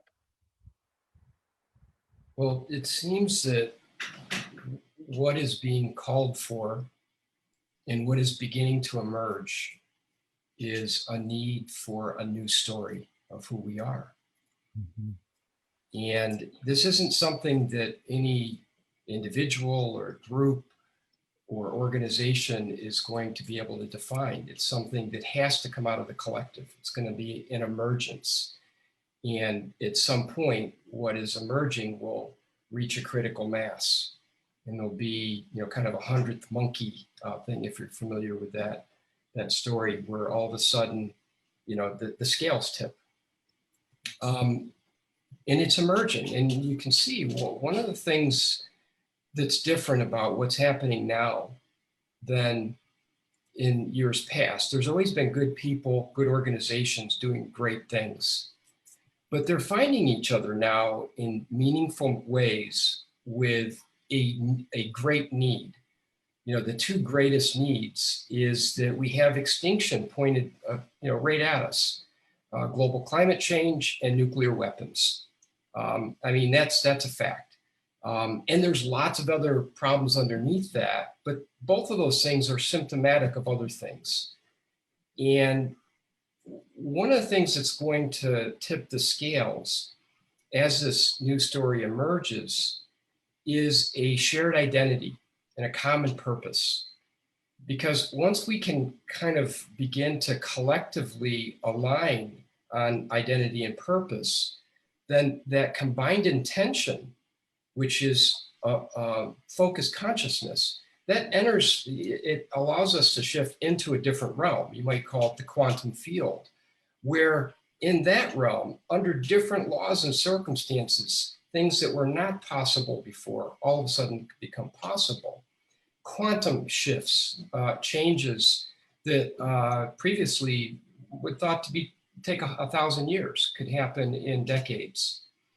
You know, one of the things I come across recently is something called pro-social world, which is based on the work of Nobel laureate Elinor Ostrom, who her and her husband did field work around the world,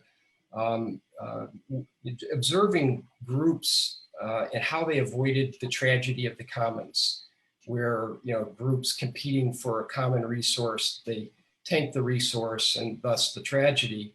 But there's groups all over the world that avoided that tragedy, and they observed that, and they made detailed notes. And what she discovered is that there's these 8 core design principles. And Hari, this really kind of goes into what you were just talking about, which is social evolution, cultural evolution. This is the key, because it's not going to be done at an individual level. It has to be done on a collective level.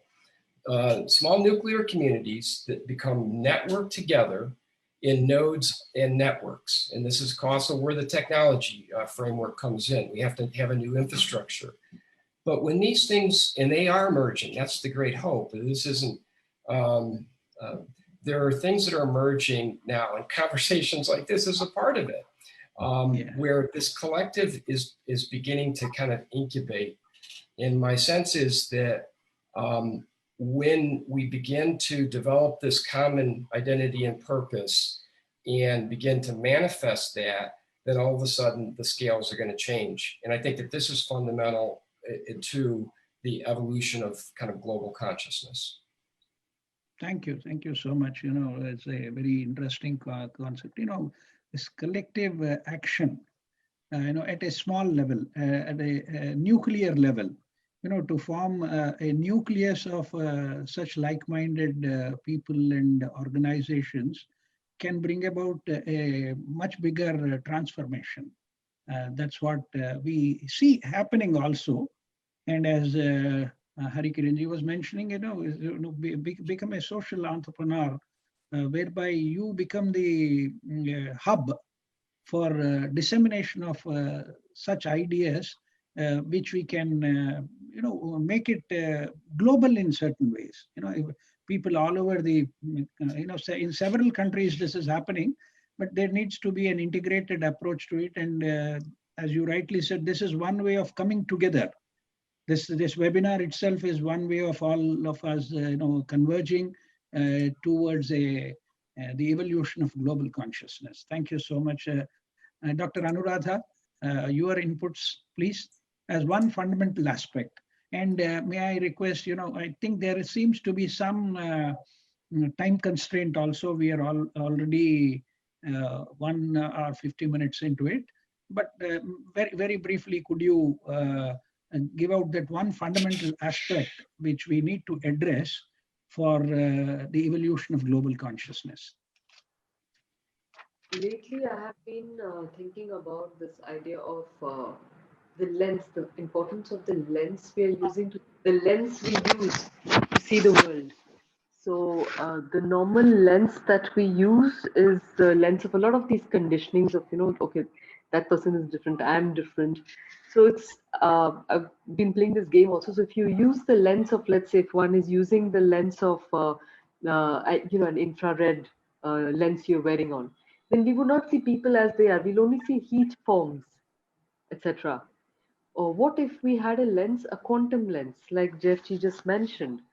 So if we suddenly, even conceptually, if we acquired a quantum lens and tried even for a few days, even for a few minutes, I would say, to just look at the world through a quantum lens. This looking at the world through a quantum lens rather than what I call the lens of classical physics would help us recognize that what is being sought is not something unusual or far-fetched. It is in fact the latent reality of our underlying connections. It's of the misconception of our divided existence. All these illusions that we live on the basis of and that we consider as absolute realities. When I'm saying illusion, I don't mean that things don't have their value and importance as unique and separate, but the absoluteness that we grant to it and tend to regard it as very different from oneself. This lens needs to change. And I think as a personal practice, it's been quite helpful to just put it on once or twice a day in the mind's eye, just wear that lens and say, okay, everything is quantum around me. So what would things look like? and to try and make it as real as possible, so that there is a real feeling, but not to fool oneself either. So it's a tricky balance, but I think a change of lens from classical physics to quantum physics lens to see the world, oneself, the world, and bring in more harmony, I think that could help shift things. That's a really quantum leap. You know, your suggestion itself is a quantum leap to it, and I'm so happy about it. And I think that comes to, you know, the domain of Dr. Wallace, because the Buddha talks about samyak drishti, you know, the right kind of vision, right kind of perception, which gives, and Dr. Wallace was also talking about the ground, touching the ground, where Dr. Wallace, I would like you to, you know, give us more insight into this samyak drishti and what is called as one of the paramitas, prajna, from the Buddhist perspective. And also, when you were talking about the ground, I was reminded of that bhumi of Dharma Megha. You know, I want you to, you know, throw more light onto that. But as I said, I'm sorry because of the time constraint. Maybe you can take it's a very deep subject, but I think you are competent enough to give it in the form of a capsule in the next 2 or 3 minutes. Okay, I'm setting my timer now because I think I've been transgressing the time limit. So right to the point. No. Come back to ecology. And that is a principle of ecology that you need you need unity in the midst of diversity. If any one species dominates, like one kind of plant, like oil palm or something like that, if that dominates, you don't have a sustainable ecosystem. But you can't have just diversity, because then it could just be competition. And so unity in the midst of diversity is the key here. So I'm for this second question, the last question, I come back to the same principle I mentioned before, and that is for a global shift of priority, that we're really valuing, placing a greater priority on genuine well-being and seeing our hedonic pleasures, mundane pleasures, as a step towards that, to provide us with the leisure. So this, I emphasize, this is not just in religion. We can find it in philosophy, secular philosophy. Socrates, Plato, Aristotle, they emphasize the primacy of eudaimonia, genuine well-being, as the whole meaning of life. We find it in all the great religions of the world, phrased differently, but that distinction is made. And we find it over the last 20 years in psychology, positive psychology, of genuine well-being, and then doing scientific studies here. So this is a unifying principle. They can bring in atheists and materialists and theists and non-theists, but unite us that this is the meaning of life, the cultivation of well-being from within.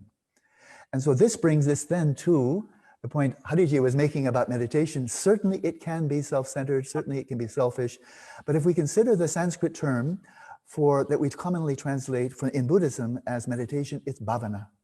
And bhavana simply means to cultivate, as a farmer cultivates a field. So instead of having the priority on pursuing happiness by finding this and that and acquiring this and having that and so forth, if we shift to bhavana, the cultivation of the inner causes, it may be selfish if our motivation is selfish. But if our motivation is, how can I be of greatest benefit to the whole world, I have to start with bhavana. I can't skip that and say, I'll just go out and change the world and bring all my mental afflictions into the mix. That's not going to work. And so whether meditation, bhavana, is selfish or not depends on motivation. And likewise, if I were a billionaire and I gave $100 million to something and said, and make sure you put my name on it, then what looks like philanthropy is basically just be an ego blast, you know? And so I'm coming up to my 3 minutes here. This focus is on education, and the Dalai Lama has emphasized so much that Eurocentric education that's become dominant and global is all focused on the mundane, the material, success, wealth, prestige, power. And then we have suicide rates among young people going through the sky. So now within seconds, shift the whole emphasis of education globally to primarily educating our children to cultivate genuine happiness from within, and all of their skills from outside are for the sake of that. I went only 8 seconds over. Oh, thank you so much. Thank you so much. Sorry for that. The same. No, it's good. Of the time constraint. And I now come to the last question, of my, which I would like to pose to the panelists here, that I think it has been answered in some ways, but I would like you to focus on this one aspect of our responsibility to provide a suitable background and setting on the eternal verities and values for the present and future generations for the evolution of global consciousness. Because as has been mentioned in this context, we are actually facing a very unprecedented real-time crisis.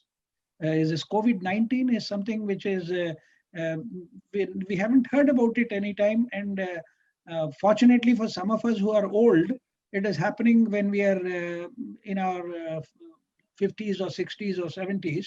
But then the younger generation is actually facing it when they are in their teens, or when they are not even in their teens.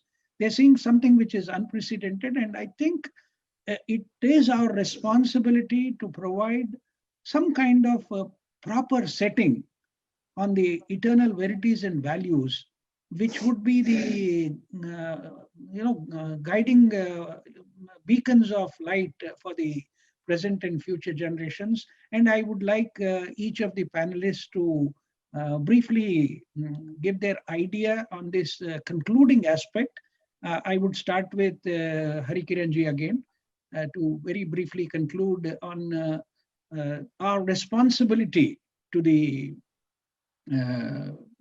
whole world. You have already mentioned about it, but I would like you to give you a final word on it. I think one of the things that we are striving at Indic Academy is looking at everything from three attributes, three qualities. And that is what I think we should do, because there is a global demand. We are already aware of that. There's a global need, that is also we are aware of it. But what is the missing gap today, thanks to various reasons, is that there is lack of authenticity. That is the crux. So we all need to make an authenticity doesn't come from reading books, or authenticity comes from a guru shishya parampara, going through lineage, going through sampradaya teachings. It doesn't come.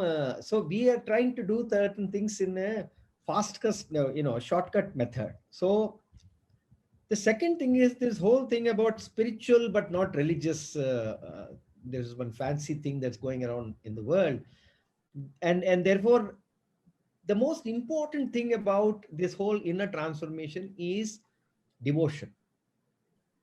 And if we are removing devotion from the whole thing and making it very secular exercise of looking at a candle and concentrating, or looking at sunsets and getting this thing, and removing devotion, then we lose the whole meaning. The whole purpose of this is gone. Today, even United Nations is now talking about indigenous cultures, wanting to, the thought process of indigenous cultures to revive our environment. If you look at UN report.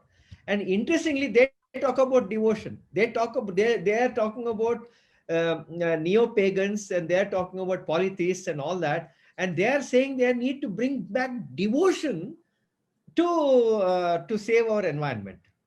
So what we call it is immersiveness. So whatever we do, we have to do it with a sense of devotion and a sense of immersiveness. This is the second quality. And the third quality is everything that we are trying to do is ultimately for moksha, is a transformation. So that is one criteria that we need to remember. So we at Indic Academy, we work with these three qualities, these three attributes. That is, it should be authentic, it should be immersive, and it should be transformative. So our responsibility today is not, the demand is already there. There are a lot of digested, lot of pop things that are happening out there, but we have to raise to the occasion and ensure that whatever we are doing, we have these three qualities are maintained: authenticity, immersiveness, and transformativeness. Thank you so much, Harikiranji, for bringing out very insightful things. Authenticity, people, even youngsters, children are able to make out whether somebody is authentic or not. With the way you speak, the way you communicate, because that authenticity, it's something totally different from scholarship. Being having read so many books or being able to talk on subjects is not the issue, but what is the conviction you bring to it. And I would like to use one more term for the word devotion, is a great amount of reverence to the whole approach to life. This is one of the yogic principles which the Yoga Sutras also talks about, bringing about what is called as a satkara bhava. A great amount of reverence to towards it, how we approach it. And obviously, transformation is what we are all looking for. And these three attributes very wonderfully sum up the vision for bringing about this global transformation. Thank you so much, Harikiranji. I'd like to go to Jeff to respond to this question now. Thank you. This question is really very much related to the inspiration for the founding of contemplativelife.org. Along the journey, I came to the realization that everyone is contemplative. Not everyone knows that, but how I know that is that everyone has an inner life. And how they meet that inner life is different for different people.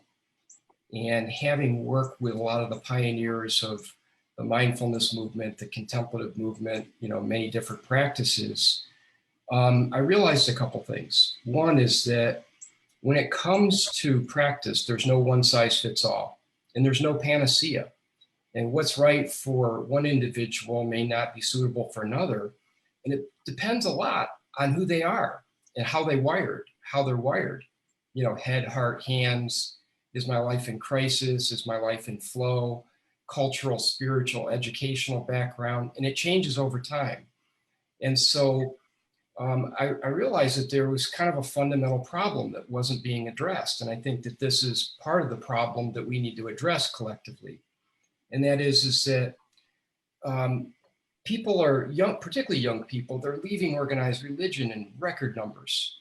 But in working with so many young people, I realized that they're really looking for three fundamental things over and over again. I've heard this: authenticity, Harry, meaningfulness, and deep experience, transformative experience. And so I realized that really lends itself to practice. They're looking for practice, transformative practice, but it's so confusing. Where do you go? What do you do? What practice is right for which person? Who's qualified to teach? That's a big one. And so the idea was to, create a hub that could bring myriads of practices and communities of practice under one umbrella. Because there's a problem on the other side too. And that is that those that have done this deep inner work, they tend to be older because this work takes years. Anybody that says otherwise may not have done much of it. And so they are going to tend to be older. And because they don't keep pace with technology, they're often representing themselves in kind of a Web 1.0 way, which means is they're not really connecting and communicating with this young, diverse, and very interested population of people.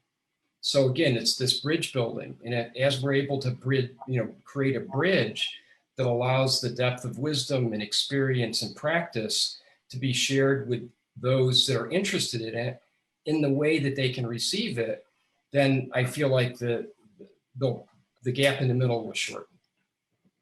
Thank you. Thank you so much, Jeff. I can really see that when I have seen your websites on contemplative life and transformation 365, I see that you have doing a wonderful work of bridging, building the bridges required. And more interestingly, I find that there is this convergence of the ideas which you presented and what Harikiranji was talking about authenticity, meaningfulness.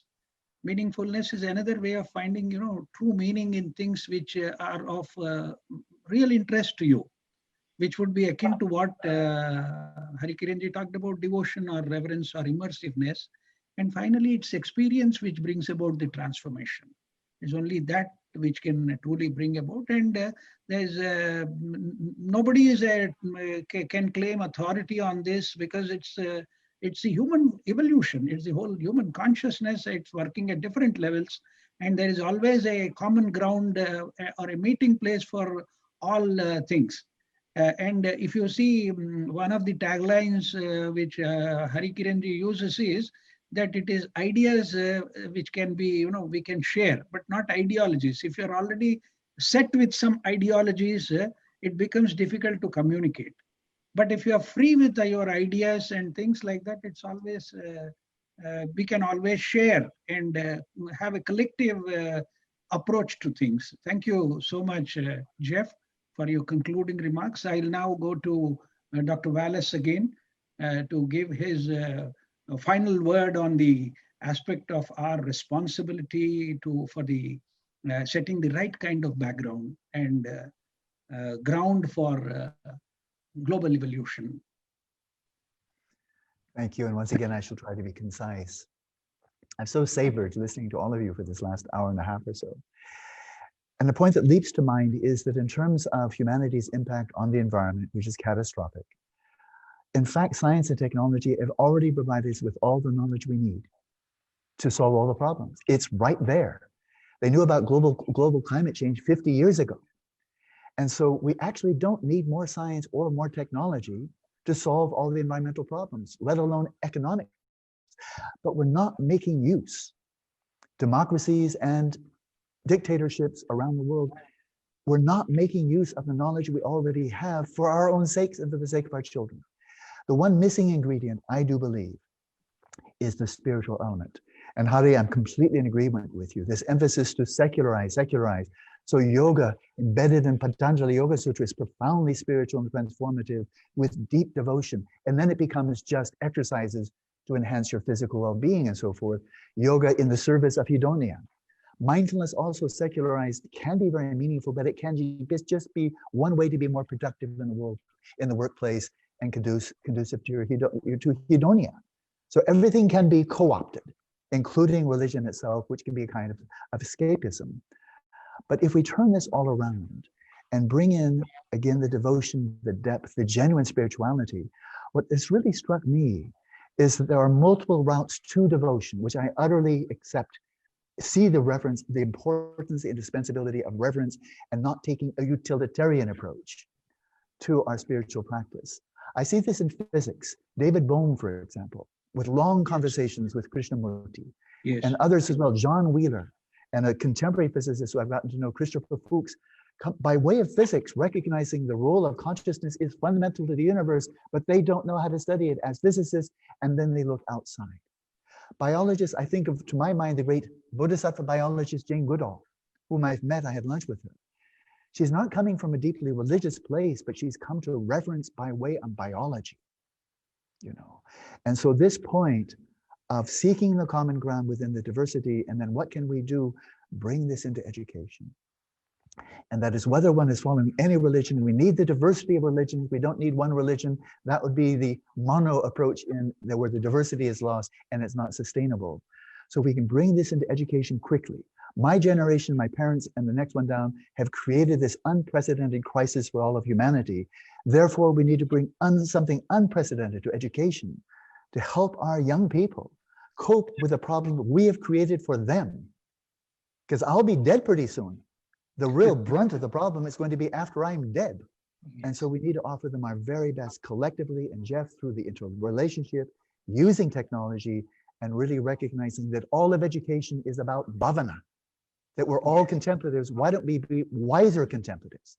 It's all about bhavana, finding happiness through the cultivation of our inner resources in interrelationship with others. And we strike the balance. I went 30 seconds over. I'm done. Thank you so much. I think you have rightly touched upon the two important things of creating the spiritual environment and the right kind of education. And I had the privilege of reading that beautiful article by Mrs. Wallace on the Nalanda education. I think I should ask Beena ji to post it in the WhatsApp groups because it gives a lot of insight. And I have actually made some very useful notes based on that particular article. That has been the tradition, and what Harikiranji has also been talking about is to create that tradition, create the background, create the setting for the whole thing for the right kind of education.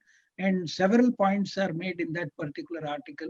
And I'm so happy about you are talking about creating the spiritual environment and the right education. Thank you so much, Dr. Wallace. And again, Dr. Anuradha Chaudhary has the last word. Please. Just very, very brief. And that is, we in the modern world, we tend to think that if something comes to mind, we'll be the best at it because it's new. Like, oh, let's develop a new system of education. Oh, let's come to something. Oh, let's discover the nature of consciousness. Like nobody else, like as if nobody else has discovered it. But this point of the Nalanda tradition, but not just one university. The first millennium of the Common Era, 1,000 years, the greatest institutions of higher learning arose and passed in India. And for them, central was the nature of consciousness, of Sat, Chit, Ananda, whether Buddhist, Hindu. They were spectacular universities networking like we've not seen anywhere in the world. And so really now, let's not try to reinvent the world as if nobody has ever thought of this. The eclipse of classical Indian civilization occurred just within decades of the rise of Eurocentric education. But that's not worked out too well. That is, it's given us science and technology, but we're destroying the planet. So let's make sure that we as a global, whether or not we're interested in India per se or Hinduism, but the wisdom of the Indic classical education is the key from the inside out. That's really the key. And we have to, don't ignore 1,000 years of India, because that's most relevant right now. Now I'm finished. In fact, I am reminded of one of the Upanishadic statements where in one of the Upanishads, Shaunaka, who is called as a Mahashala, poses a question. And the interesting thing is he is called as a Mahashala, which means the modern day kind of vice chancellor or the head of the institution. And that title is given to somebody who's managing a university in those days with about 80,000 students. You can't find that even in the modern age, that kind of organization being run, where hundreds and hundreds of subjects were taught and people from all over the world walked down to India to be enrolled into that organization which Shaunaka was heading as a Mahashala with 80,000 pupils at a time. So we can imagine, nothing is new and nothing new to be discovered as such, but we have a lot of existing things, the traditions which can be revived and brought into modern contemporary outlook. And Dr. Anuradha Chaudhary, your final word. We started with the lady in our panel and we'd be ending with a feminine, being given to this whole panel discussion. So I have the huge temptation of saying ditto. Yeah, but just I'll pick up the thread from what Alanji said, that the idea that it has to be inside out. So really the term sukha, which means excellent spaces, and to recognize that we live in a world of spaces, different kinds of dynamic spaces. So Sukha is describing a quality of external excellence only, then it is not fully in our hands. But yet there is a responsibility to ensure that the space that we are inhabiting is as excellent as possible. And more importantly is that there is a space within. So if that space within can be maintained with a certain degree of excellence, then I think that because that has a whole philosophy, in order to maintain excellence space within, one has to know how to step back and watch it. So the whole concept of Sakshi Bhava. So I will probably take it in these steps. So there is a space, so Sukha, external space needs to be maintained, that is directly in our control, maintain it in the best way possible. The objects, the relationships, that is in our hands. Internally, it is the inner space which needs to be maintained. But in order to do that, to learn to step back, have the witness consciousness to observe what is excellence and what is not excellence. And then once one understands that, to do the right thing, which is talked about so much in Buddhism as well. So Ritam. So can we try and find out what is the right thing to be done? But that cannot come by only with a certain mental consciousness, because the mind lens is in itself confused most of the time. So it's about tuning oneself into that, the orchestra. So finding one's own note, for that listening, and therefore the stepping back. So finding the tune that one has to play in that orchestra, and then sounding it, the breathing out that was mentioned, and being part harmoniously with a larger uh, creation that is uh, part of us only somewhere. So I think, yeah, that's And- very, that brings about the sensitivity, to listen, to communicate, and to simplify things externally and internally. yes. That's what it is. And as you said, in fact, we have selected the term, the word Rtambhara from the Yoga Sutras, where that is the prajna, that is the wisdom that comes out of that dynamic equilibrium which Rtambhara talks about. That's what sustains the whole manifestation and the creation. And I think it is our collective responsibility to uphold, sustain, and nourish that, which is what exactly dharma means. Exactly. Dharma has that connotation of upholding, sustaining, and nourishing. Life, the principle of life, through, as you said, through that reverence and that, being sensitive to the whole thing. So I think we have ended on a very wonderful note. We have, in fact, exceeded the time limit which we had set for ourselves. We thought we'll be able to take up some questions from the audience, the participants, and earlier we have posted it on our WhatsApp groups, but unfortunately because of shooting above the time. But I think when we are talking about something timeless, time should not be. It's not, So it, we, without but, any but reason that Indians, we are on Indian stretchable time so often, because there is some kind of a we have background. stretched it, but yet this discussion, has been useful in several ways, because it has given a very deep insight into our role in the evolution of global consciousness, which we need to take it up very seriously. And as Dr. Wallace said, that evangelistic approach is required, and a very practical approach has been suggested by Hari Kiranji and Jeff Junang, because they are actually doing it.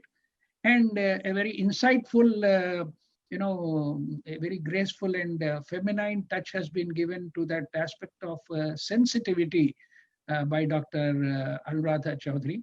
I'm so thankful and grateful to all of you. And I think I am privileged to have moderated this.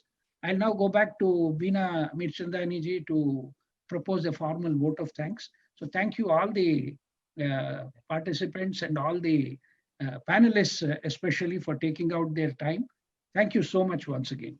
We'd like to also thank you, Krishna Panditji, because you were not just moderating it, but you were also adding your own insights and your own knowledge. So we are very fortunate to have a knowledgeable moderator. Thank you. Sadhu, sadhu, sadhu.